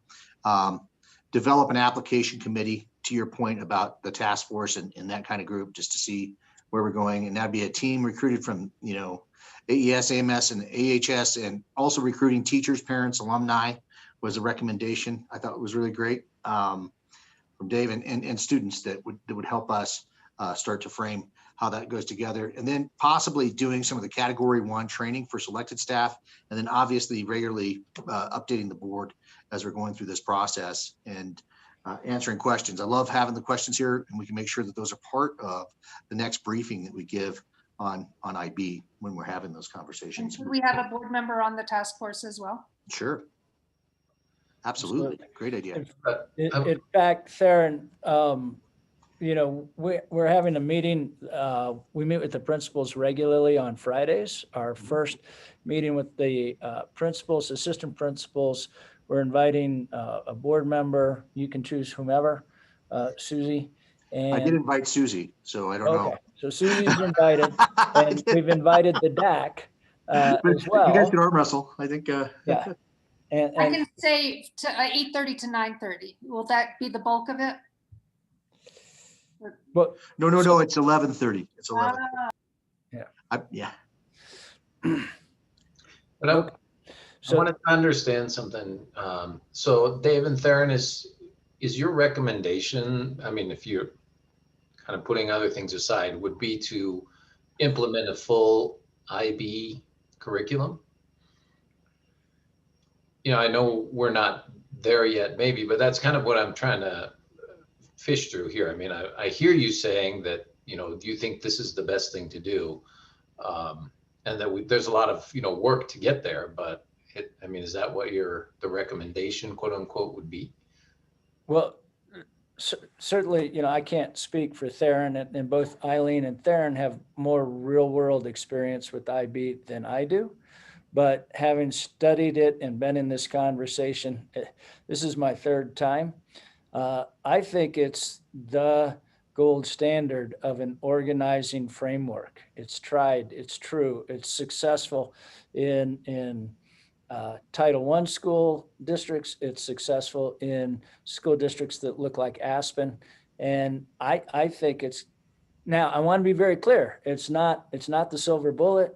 It's not the easy answer. There's still a world of work to be done, but from an organizing principle, I think it's the gold standard in education. I really do. And I think it's the way to go. And I think it will address many of So the. my suggestion would be that you guys need to articulate that and why. So I mean, so we have the way I see this is, you know, you all are making a recommendation to the community that we should move forward on this journey. And here's all the reasons why we think this is a good thing. I mean, we need to pitch it kind of and then get feedback and then, you know, go around and get feedback from everybody. But from the current presentation, I mean, I get that from what you say, but I mean, I think the material you guys, when you go out and talk about this to the different schools, needs to be kind of clearly, here's why we think this is the best way to go, and get feedback on that. And I would also like to opine on that and understand it well. I mean, you know, it was what I'm able to read online, why IP versus AB or IB versus AP one is better than the other. I mean, I think it's a good fit. But I think everybody needs to be convinced about that. And, you know, we got to get everybody on board, and parents need to be able to understand why, you know, this is a better choice as we go down this road. So I think there's some work to be done around that kind of messaging to it, as opposed to kind of just the very general information. It kind of needs to be like, hey, we're the leaders of this school, and this is why we think this is the right thing to do. And this is the direction we want to go. And here's all the problems this solves and why it will make your kids better prepared to be, adults and, you know, get into college or pick the right career choice or all those things that, you know, us as parents worry about. So I think that needs to be clearer in the information that you're doing as you think about your action plan. And then the other thing I would say is, you know, until we get to that decision, I definitely agree with Katie. So maybe just a simple thing in terms of there's an immediate action that needs to continue to happen. And maybe just my suggestion would be there, as you make those changes, just go ahead and, you know, you can say, I will make all the changes I can make now using this IB framework. And then if we don't, you know, for whatever reason, decide not to go down that path, we don't lose any of that work. But still to go ahead and move forward with the changes that we need to get our, you know, things back on track as quickly as possible. My 2 cents. Right. Thank you. And my intentions are pretty clear. I stated at a public interview that this was the direction I'd want to go with the district for sure. I think this is exactly what we need as a common framework. Yeah. So I think you just need to backfill. I know that's you're saying that, but then like, what are all the good reasons and why is this the right decision for that in the school district? You know? Any other comments, Susan? Anybody else? Or can we move on to superintendent update? Great. Let's go. Thank you, guys. Yeah, thank you. You bet. You bet. Sure. The superintendent's update will be fairly short. And we'll dive into the second slide. So basically it's a COVID-19 update. Just wanted to share with folks our numbers. And since October 20th, you can see we've done about 1,100 tests here in the district. 2 staff identified, 2 middle school students identified. 19 staff and students were positive outside of our own testing. And I want to thank Elise and Eliza for helping pull these numbers together. But basically, you can kind of see where we are. Next slide, please, Eliza.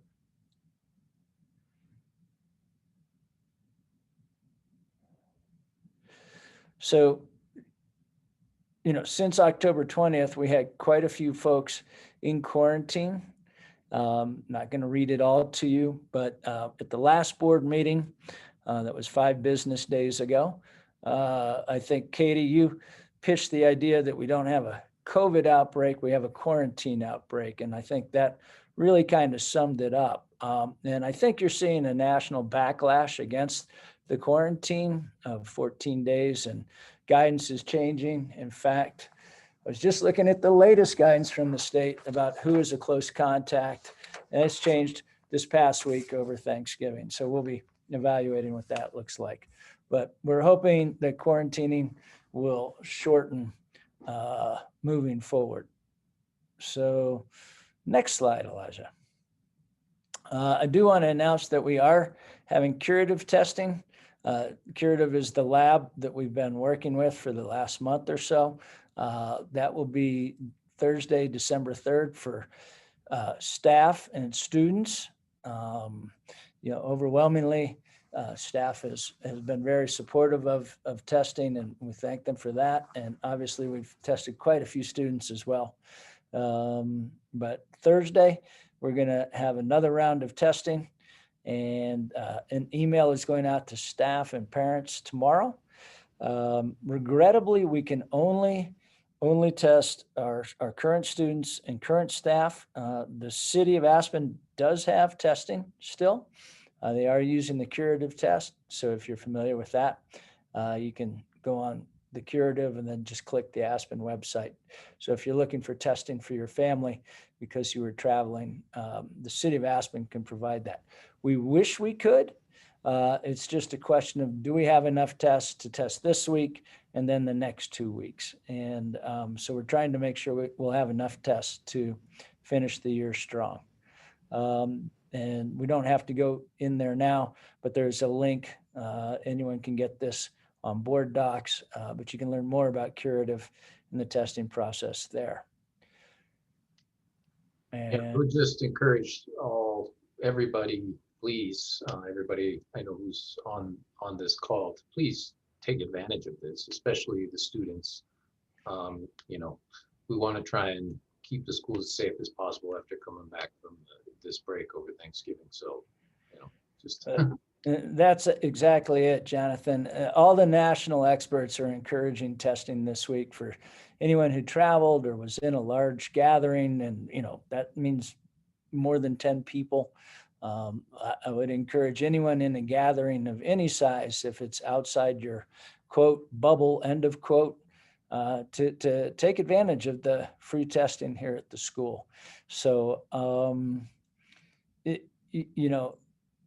the testing is huge to reducing transmission, and testing's part of it, but it's not the only thing that reduces transmission. Please keep wearing your face masks. Science is overwhelmingly supportive of that. And continue to wash your hands and not touch your face, which is something I tend to do a lot of. So old habits are hard to break. There's always a lot of questions about the learning model of what we're going to be in and who's going to be where. I know many of the teachers have shared with me that in, out, what are we doing? Well, it's hard to plan. This is a hard year, and I don't have a better answer for you, except that, we're going to have to continue and to quote Strasboss, pivot. So we're trying hard to make the best decisions possible. We continue to learn more and more about COVID-19, and schools seem to be one of the safest places in the country. And certainly from a student transmission perspective, it seems to be one of the safest places and models to be a student. And from an adult perspective, if you're following the guidelines, if you're not gathering, if you're not hanging out in bars and hanging out without your mask on and that sort of thing, minimizing gatherings, that sort of thing. It's hard. Humans are a social species and we're designed to gather, but it's really something we have to really try hard not to do too much of. So anyway, we're going to try to make an announcement for the next couple of weeks to take us up to winter break. We're going to try to get that announcement out on Thursday. I heard from the teachers about timing of announcements. I hear you. We're doing the best we can with the information we have, and I'm trying hard to get it to you. So we'll get that announcement out hopefully by Thursday afternoon. At the latest. So, but we're going to continue to take recommendations and from CDC and do the best we can there. So that was pretty much it from the superintendent's update. There are a couple of other items in there we are sharing with people. You know, we've revised district-wide in-person or on-campus expectations. You know, we also sort of shifting gears a little bit. We are looking at, and it's attached for the board's review, a proposal that Mr. Durham went out and was able to get for boardroom / classroom upgrades so that we can continue, even downstream, continue to do, you know, live broadcast of our board meetings. And so those are attached. And that concludes the formal update. If there's any questions, I can take those now. Can I ask Chris a question about the tech proposal? Absolutely. Great. And so I saw quantity 5 of the desktop monitors. And what about, so that's for the 5 board members, I assume? That's correct. And then will there be monitors for others, like superintendent, assistant superintendent? I just. Again, just sort of an initial quote. We really haven't gotten together and talked about the breakdown of it, whether or not we need the monitors. I mean, again, this is sort of a full boat, all in quote. Very similar CCS presentations out of Denver has set up very similar boardrooms for Cherry Creek, Littleton School District for their Board of Education meeting room. So this proposal sort of based off of the, I guess, the sweet spot of where they landed. But again, the size and shape of their room and the location and access to computers and monitors affects that. So not necessarily everything in there needs to be, may not necessarily need to be in there. So the monitors, for example, would be one of those things I would discuss. Do we need monitors? The idea of the monitor would be what's being presented on the screen is right there. So you're not having to crane around and look behind you to see what everybody else is seeing in the room, that sort of thing.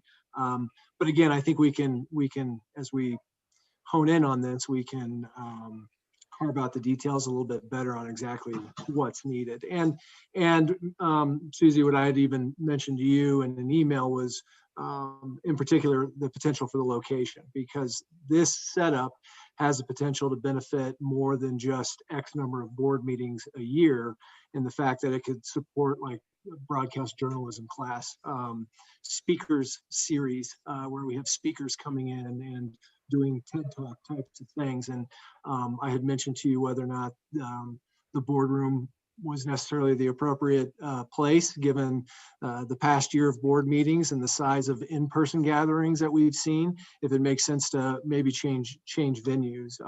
Either way, those locations can be, or this technology can be benefited from by students outside of board meetings, whether it's in the existing room or not. So again, those types of details we can get together.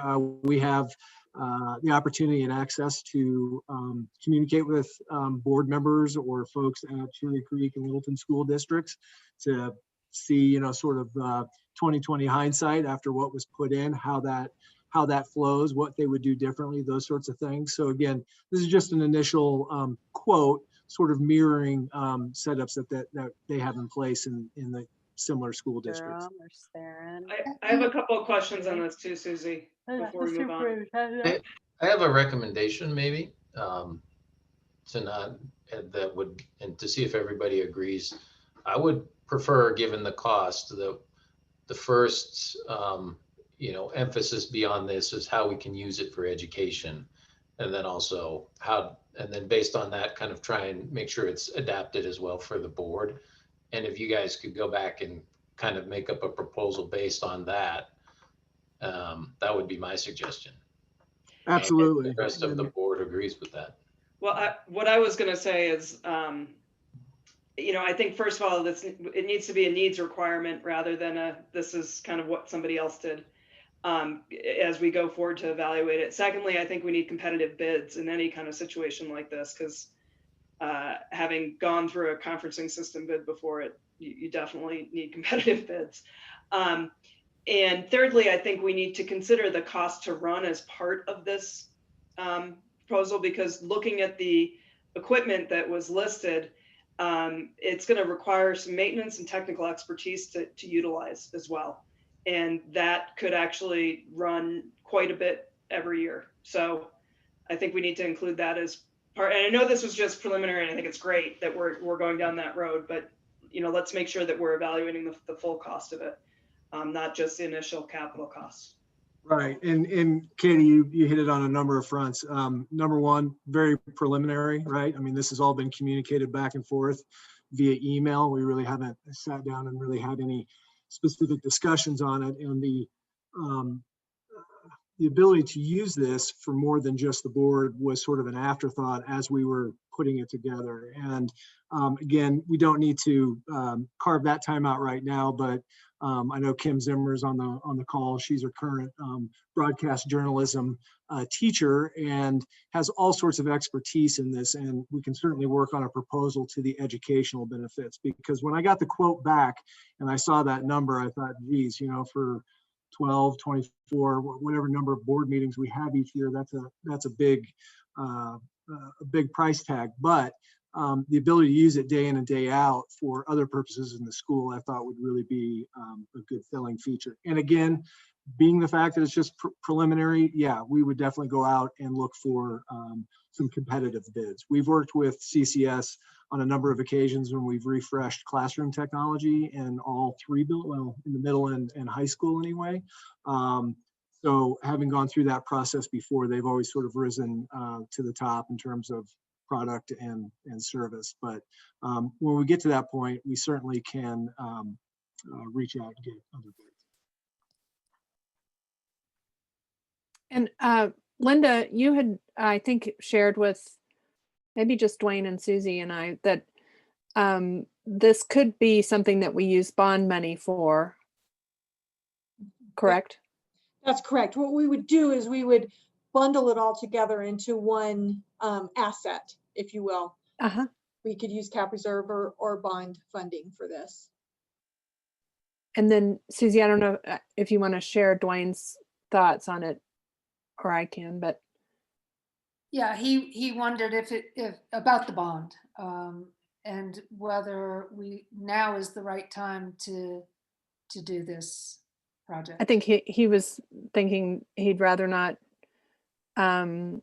spend the money right away and then maybe put it in with our bond project. But either way, we'll want to kind of hone in on what's going to work best for our students and how the board can use it occasionally as well. And Dave, I think when I'm not a media expert, I don't know the cost of these things, but he seemed to thought that it was a reasonable quote. Is that correct, Dave? It is. We opened a new administrative office building with boardroom about 3 years ago. And this is very competitive with what we paid to do that boardroom. It's within $8,000, $9,000 of pretty much the same sort of product line, the cameras, the microphones, the monitors, that sort of thing. But I think, given the board's interest in this, we can put together the educational piece of it, and then Chris can put out an RFP in the next few weeks so that, when the bond does come through, we can either take it straight out of the bond money or, as we have talked about a couple of times, we can front end it as a district and then take it out of the bond money if we don't have the bond monies yet. But the recommendation would be to, get our ducks in a row so that we can launch this in the spring so that students can use it and the board can tap into it to maintain the high level of community engagement that we're currently getting at board meetings. Cool. Thanks, Chris. Yes, thanks very much, Chris. You bet. Thanks, guys. Shall we move on? So we finished the superintendent update, correct? Great. So 5.4 financial update, Linda? Yes, thank you. Thank you. This is the financial information that you guys just did not have time to really digest over on the last board meeting when we threw it out here. But wanted to just take a few minutes just to point out some things and then just kind of give you an insight of how I would approach looking at financial statements for a school district. So if you pull over to the financial documents, which is the September financial, it says SEP quarter QTR financials. Page 1 of this is on the general fund. And first thing, when you look down at government financials, revenue pieces of it, it always seems very strange if you're used to looking at for-profit financials because of the way our revenue comes in so lumpy, I guess is the right way of doing it. So I look down and glance, and one of the things that kind of brought to my eye was the specific ownership tax, and that's the money we get from car registrations, and that happens to be trending a little higher than what I projected, which is always a good thing.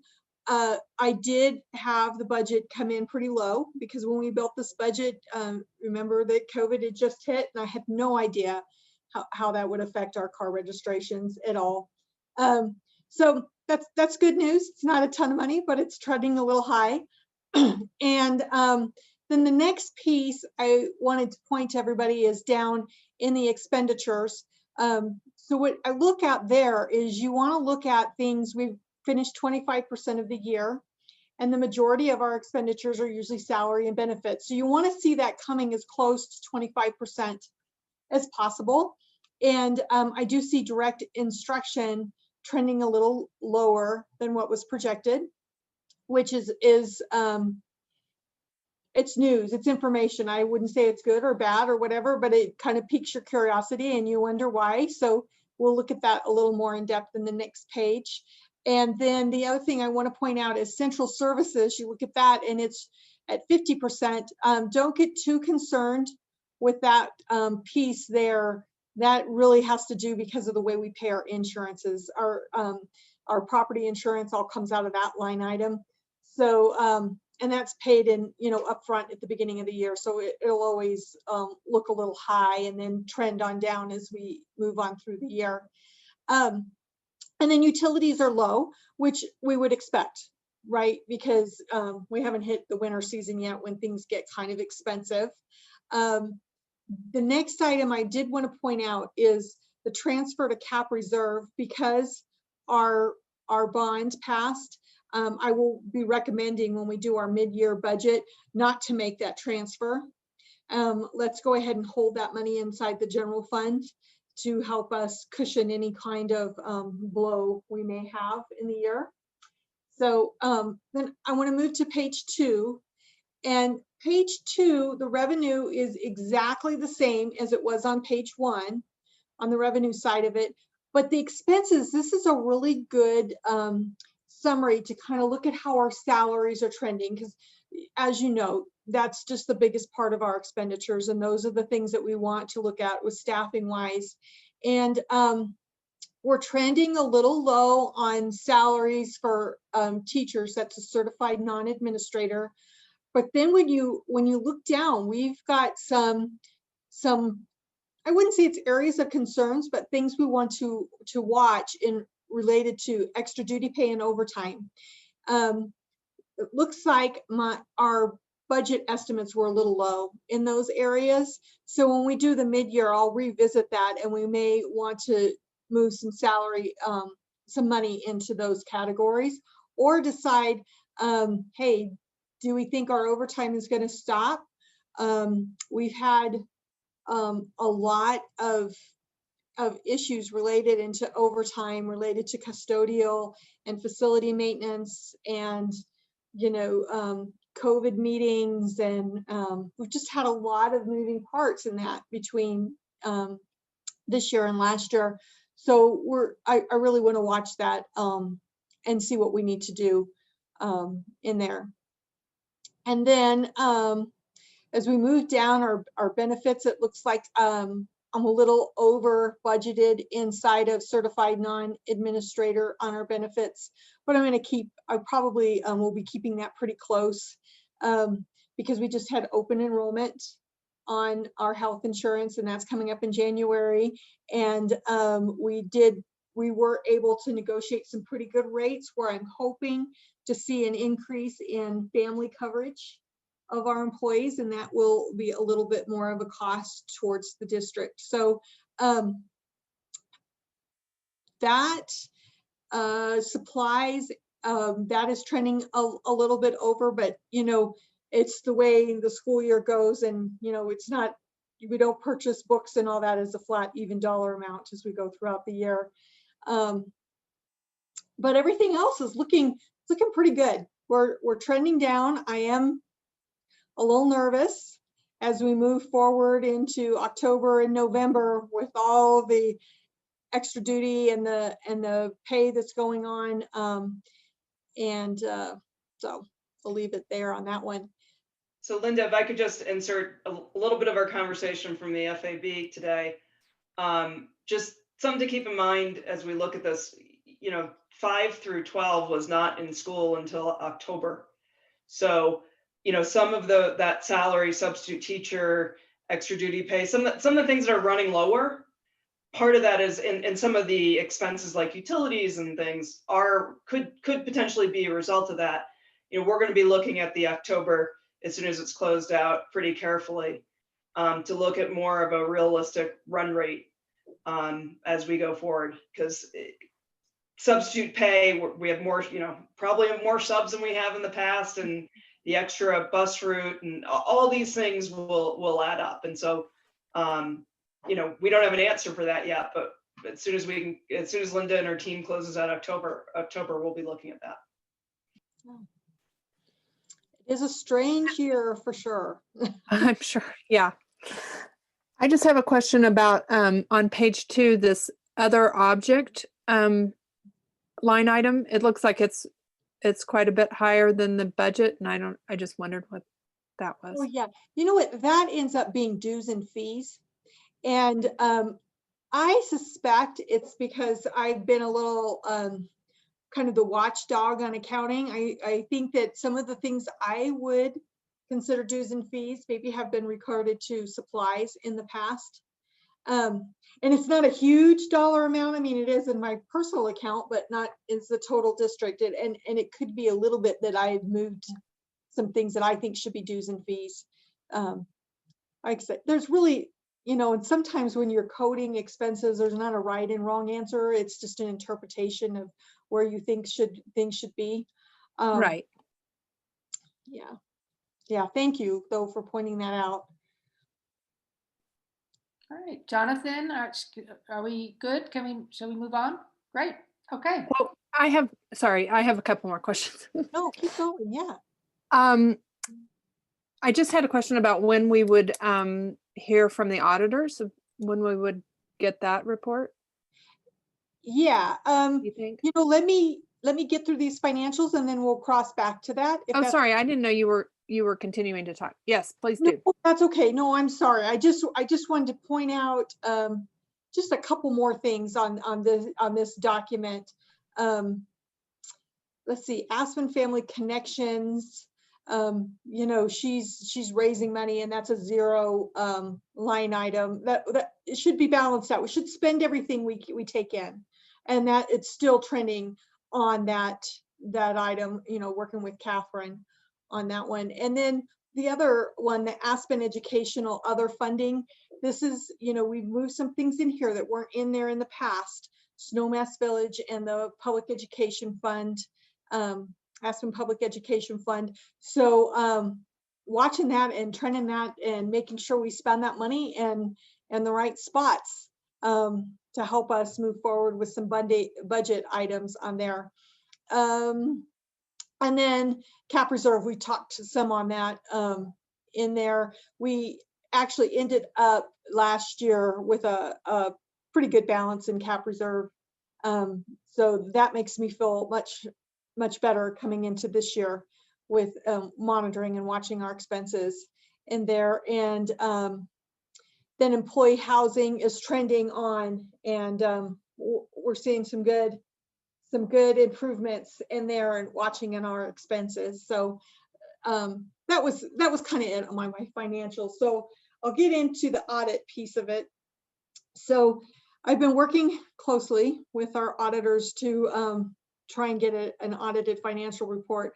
I was maybe overly optimistic that we could have something by the next board meeting, an actual CAFR to plan, but I just don't. They working with them this last week over Thanksgiving break, I don't think that's going to happen, but they did agree to get us a management letter for the next board meeting. So we can, I will bring that up to the FAB. The FAB meets the same day as our next board meeting, but during the day. So we're going to talk about that and some strategies of, corrections on a few things. Some of the items that I have mentioned to our auditors to put into this management letter, I'm hoping that they take the lead on that and bring that, because then it gives us the attention, right, to maybe not so much fix things, but just get better, on our reporting and make our tools, it seems like a lot of times in the financial world here, we work a lot harder than we do smarter. And, so maybe we can have some process improvements in there. And I'm hoping that those can come through on the management letter. If not, I may give my updates on there of things I'd like to set as goals for us in the Linda, next year. did we choose a new auditor? We had talked about, we had the same auditor for many years. Are we choosing a new one?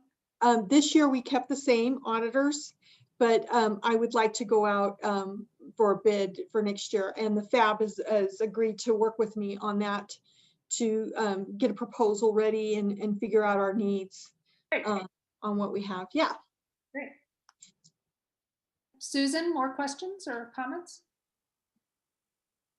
I just had a quick question about the preschool and if we we'll have reports from preschool and food services and student activity along the way, or how should we look at those? So what I have going on a little bit on some of this stuff is on food service and student activity and the preschool.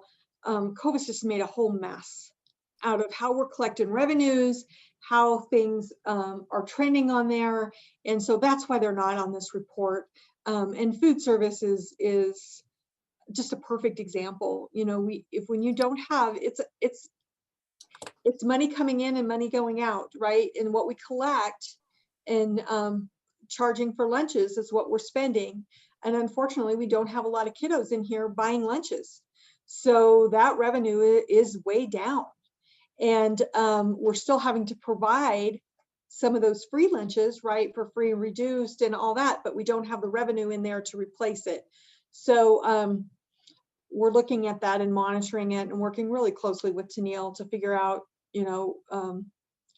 things we can do for staffing and moving resources around. So, in that area. And then in student activities, the majority of that is student fees for classes and sporting events, which have all been put on hold too. So we're kind of stuck there in a weirdness, of what's going on, and not really spending much to kind of be frank about that on sports and stuff, because we may not need uniforms for those things if we don't Right. have it, and then you said, and the preschool, and that is actually something that's going to come through on the next audit. I think we need to tighten up some of our reporting on preschool on there. We've made it kind of confusing for ourselves. We track things inside of QuickBooks and on there, and the auditors had questions that I had to clarify on how we were accounting for things back and forth. That is going on along with having quarantines and closings and, you know, and not charging people for tuition on that. But yeah, It's tough. Wow. it is a Yeah. tough one. But I have all the data and I could pull it together so we could look at that if you'd like on the next quarterly report. I mean, I just don't want everybody to kind of feel a little sick when they see that the you know the collections on the revenues on it. You know, we're trending it and trying to manage the expenditures as close as we can. Well, and I think we don't necessarily need to get into detail, but I think it's good for the board to know that, you know, that's just the way it is this year. And Yeah. we need to know kind of a rough dollar amount of what that, you know, deficit is going to be, just so we can kind of have that in our mind. So whether you just put it in the narrative, just a little summary, like at this point, it's down by however much. And, you know, we can, you know, it's news. It's not great news, but it's news. And we, you know, that's just part of, I think, Yeah. the picture. We'd want to know just a little bit of that too. Okay. Yep. We can do that. That's great. But yeah. The other thing I do want to mention, when I have my 15 minutes here, I probably overtalked, even though I tried to talk fast, Susie, to keep us on time here. But next meeting, you guys will have to certify the mill levy. And Dan talked a little bit about that, So, but he said that for the certified the mill levy amount for the strangest of whatever they're doing up in Denver. But the thing I'm focused on and really wanting to make sure that everybody understands is it's for the current bonds. It's not for any projection of what we think we're going to sell in bonds or, you know, any kind of future things. It's what is on record right now to certify to pay our current bonds. So that's an important point that sometimes gets lost in all the moving parts of the certification. But we do have to have something to the county assessors, I think the day after our next board meeting, that we sent out, because they'll have to, you know, they'll start working on their statements for property tax bills very soon. Linda, if you could send that out ahead of time so that we have enough time to get some questions to you prior to the meeting, that would be helpful. Absolutely. I have to get that done actually this week. So you will get it a week early on there. And when I send that out, there's kind of a little, there's a lot of back stuff that happens too. It gets sent to CDE, it gets sent to all these people that you all don't see, kind of preliminary stuff in there. So yes, you will see that very soon. Great. Thank you very much. Yeah, thank you. Thanks, Linda. And also, I do want to mention one other thing. If you guys, when we send these financials out, if you have questions, please feel free to email me with your questions, you know, so I feel like I have enough time to answer things you have. So thank you. Great. So 5.5 is December agenda items. And if someone has a burning item they want to, otherwise the agenda committee will just work on that. Does anybody have something they want to suggest? I have a couple of burning agenda items. I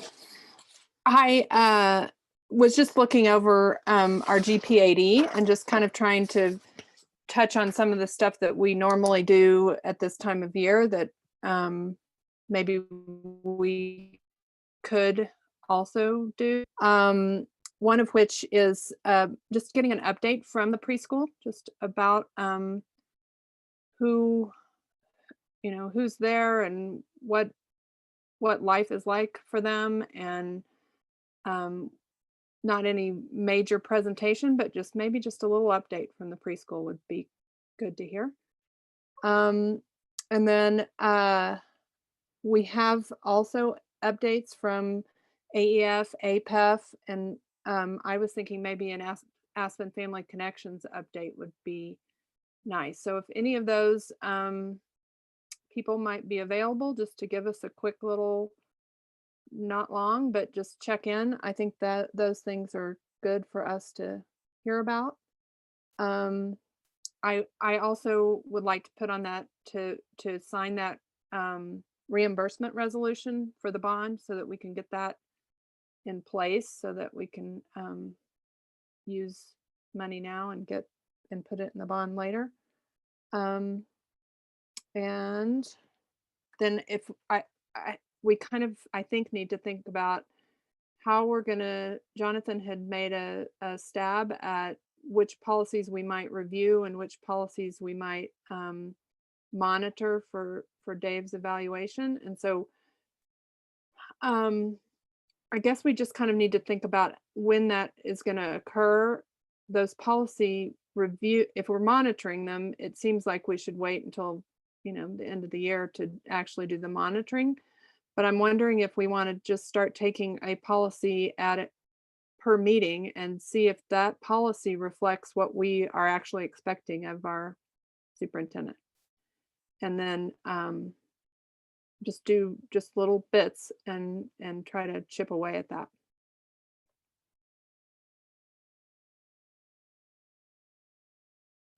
And I would just suggest, Susan, if we're going to look at the policy, also look at the monitoring report that was done previously. So, and say, okay, here's the policy, and here's what was monitored before. And this works or doesn't. Yeah. Doesn't meet the expectation.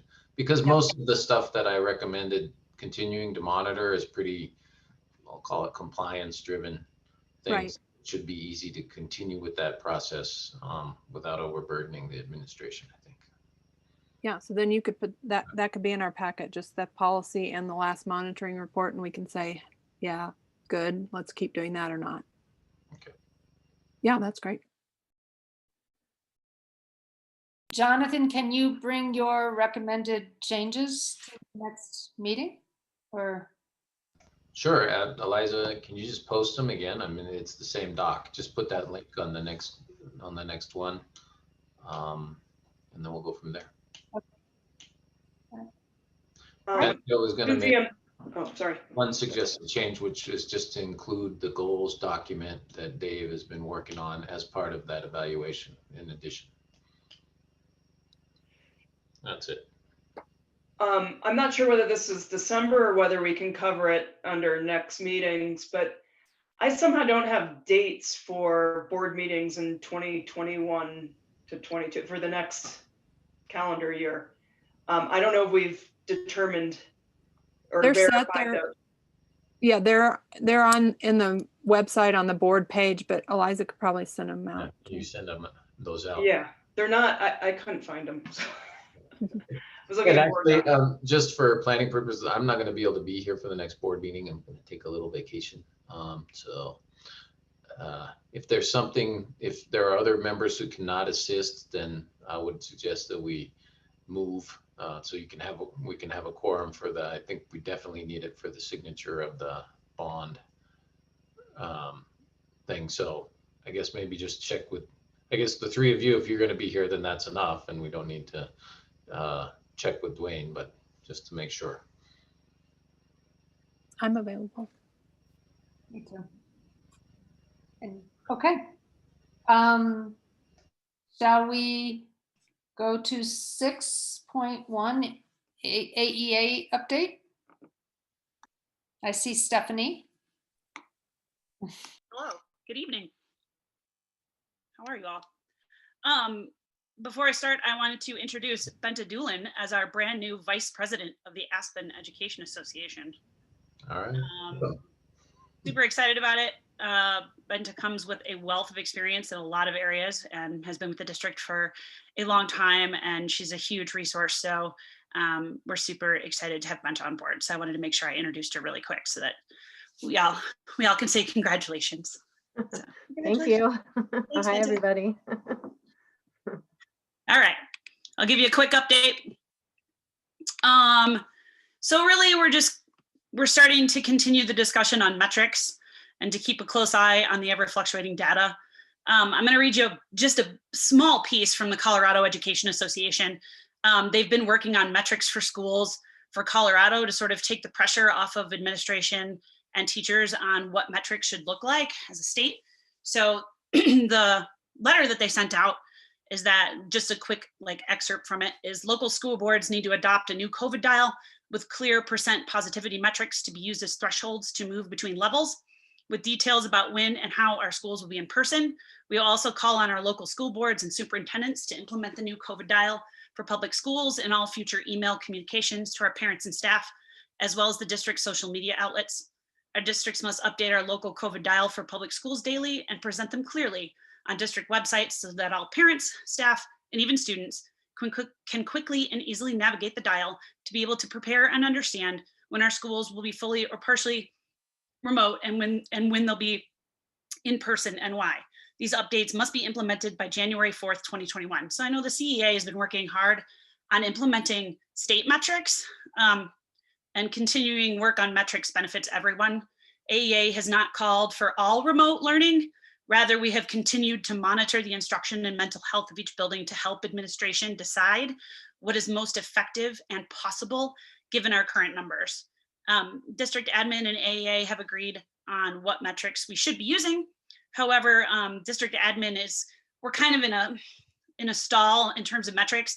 So we're kind of looking at having a conversation when the metrics move, which is fine, but it's kind of leaving staff and students scrambling when those conversations are held at the last minute.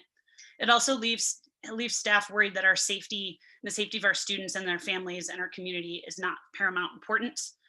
We feel like the CEA guidelines are probably a good place to start. We don't necessarily have to use them, to the letter, but they're a good place for us to start as we move forward with the state.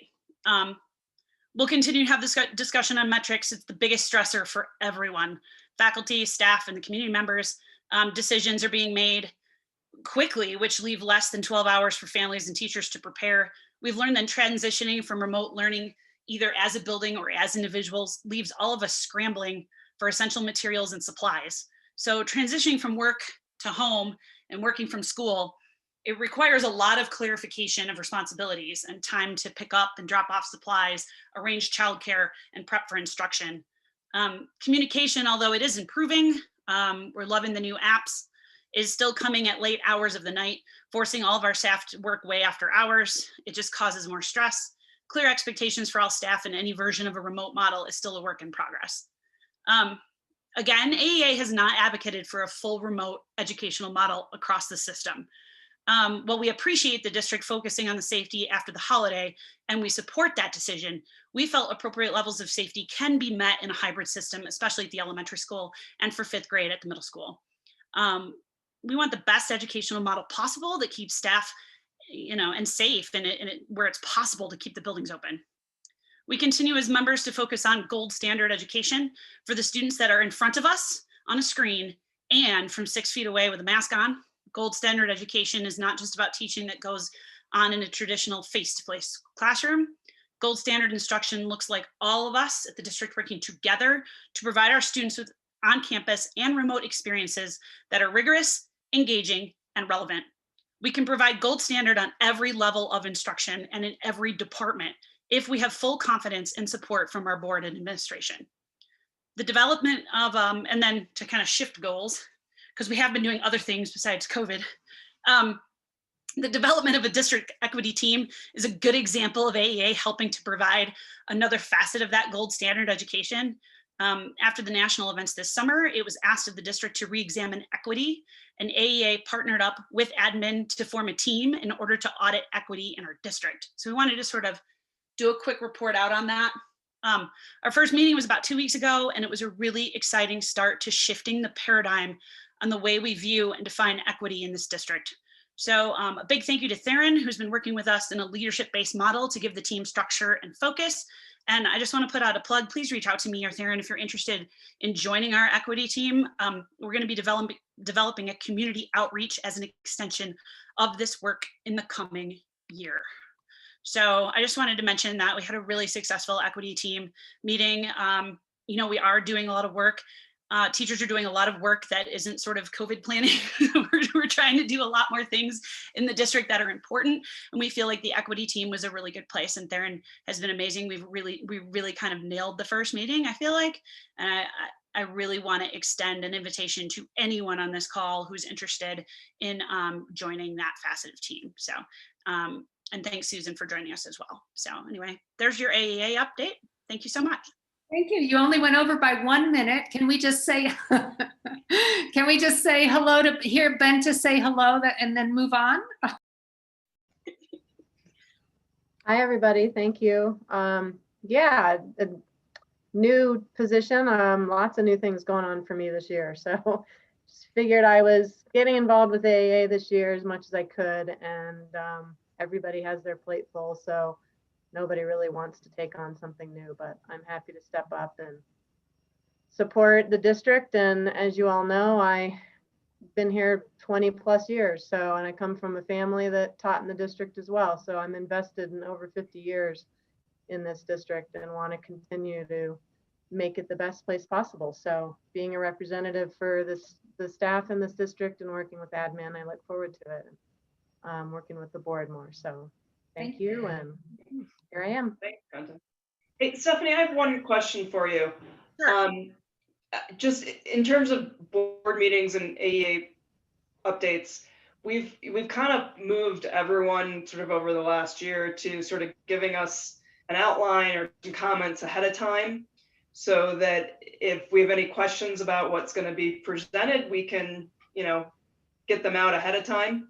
Sure. Would it be possible for you guys to kind of give us not necessarily a full presentation, but at least a bullet point or some kind of indication of what your update's going to be? Absolutely. That would be helpful. 100% do that. I was actually thinking that earlier. I was like, we can get that into board docs for sure. Yeah, it would be great, because then, you know, typically we, you know, read through this, or at least I read through the stuff over the weekend before, and then there's time to ask some questions if there's comments or data or something we want to be explored more. So yeah, and then I don't have to like talk at super speed of light, so I can make Exhibit's time cut off. Exactly, because she is going to be very strict on this. So, you know, thank you. We've actually been talking about doing written comments for public speakers as well. So I'm glad you brought that up, Katie. We can talk about doing that another time, but there has been discussion about the more we can get in writing in advance, the better, the more we can respond. Great. So just a question for Stephanie. So did I understand that you guys are advocating for the limits put out on the Colorado Education Association website? Well, we're trying to start there. I know that they just met and we're looking at the certain percentages from the dial.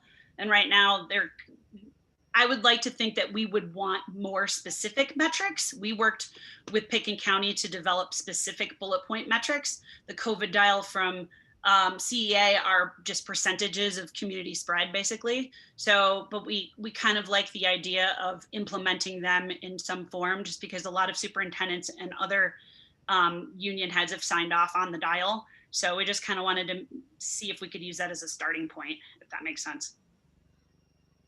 Okay, yeah, because I was just looking at it, and if I read this, it basically said we would have never opened, if I'm reading it right, because the 5% positivity rate, we would have never opened and would likely not ever open until there's a vaccine. So just the way I read it and the way I understand it. So, okay, so.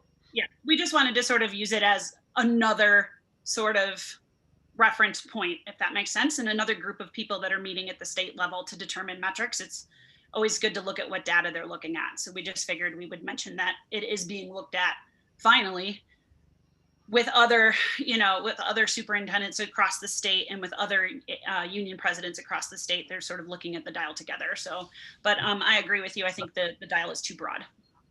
All right. Okay. Can we move on to 6.2, any board members have a report, or should we go on to action items? I don't have I just want a shameless plug for the AEF benefit that's coming up on the Friday, the 11th, I believe it is. It's a virtual 45-minute long benefit online, and I highly encourage our community to support it. We support the schools significantly, and a lot of our programming couldn't happen without it. So shameless plug, that's all I have. Not shameless at all. Please participate, please donate.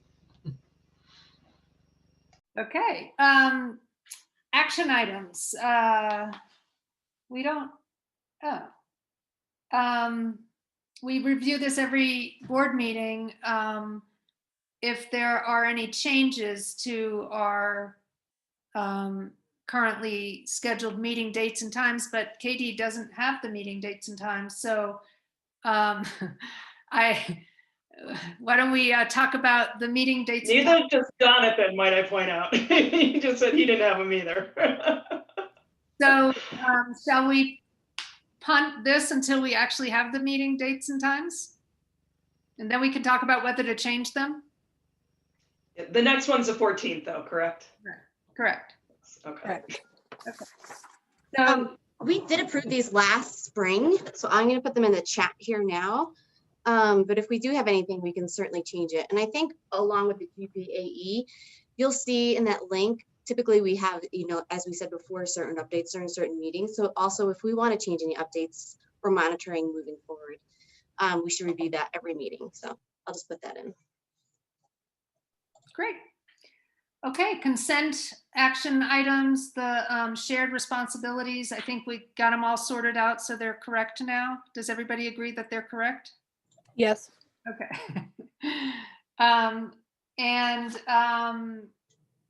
Can I have a motion to approve the consent action items? So Moved. Second. I'll second. Okay, I'll do a quick one. Katie Frisch, Aye. Susan Roll, Aye. Jonathan Nickel, Aye. Dwayne Romero, absent, and Susie Zimmett. Aye. So moved. Thank you. And then future agenda items 9. So I think if anybody sees something that they definitely want to, of these bullet points that they would like on the next meeting, let us know. Otherwise, the agenda committee will put together a very nice agenda for next meeting. We have already debriefed post-election, so you can cross that one off. All right. All right. So shall we move on to the debrief? Great. Sure. So Susan. Well, that was a well-run meeting, and nice planning for time and encouragement to remain within the time frame. I think we had a reasonable expectation for things to get done, which is nice, and very, very efficient. Awesome. Great. You can debrief every meeting. It was a brief debrief. Can we have a motion to adjourn?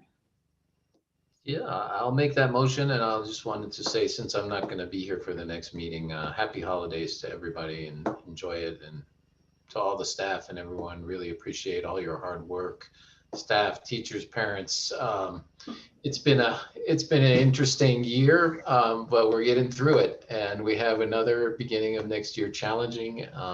But so I just want to say we really appreciate, I personally, everybody and all the hard work you've done, as well as my fellow board members, and as we work through this year. So since I won't be able to say that in 2 weeks, I wanted to say it now, and I move to adjourn. There's Second. Okay, real quick. Katie Frisch, Aye. Susan Roll, Aye. Jonathan Nickel, Aye. Dwayne Romero, absent, and Susie Zimmett. Aye. All right, so the time is 6:30 on the dot. All right. Awesome. All right. Thanks. Nice job. Thanks, everybody. Thank you, everyone. Have a great evening. You too. Bye.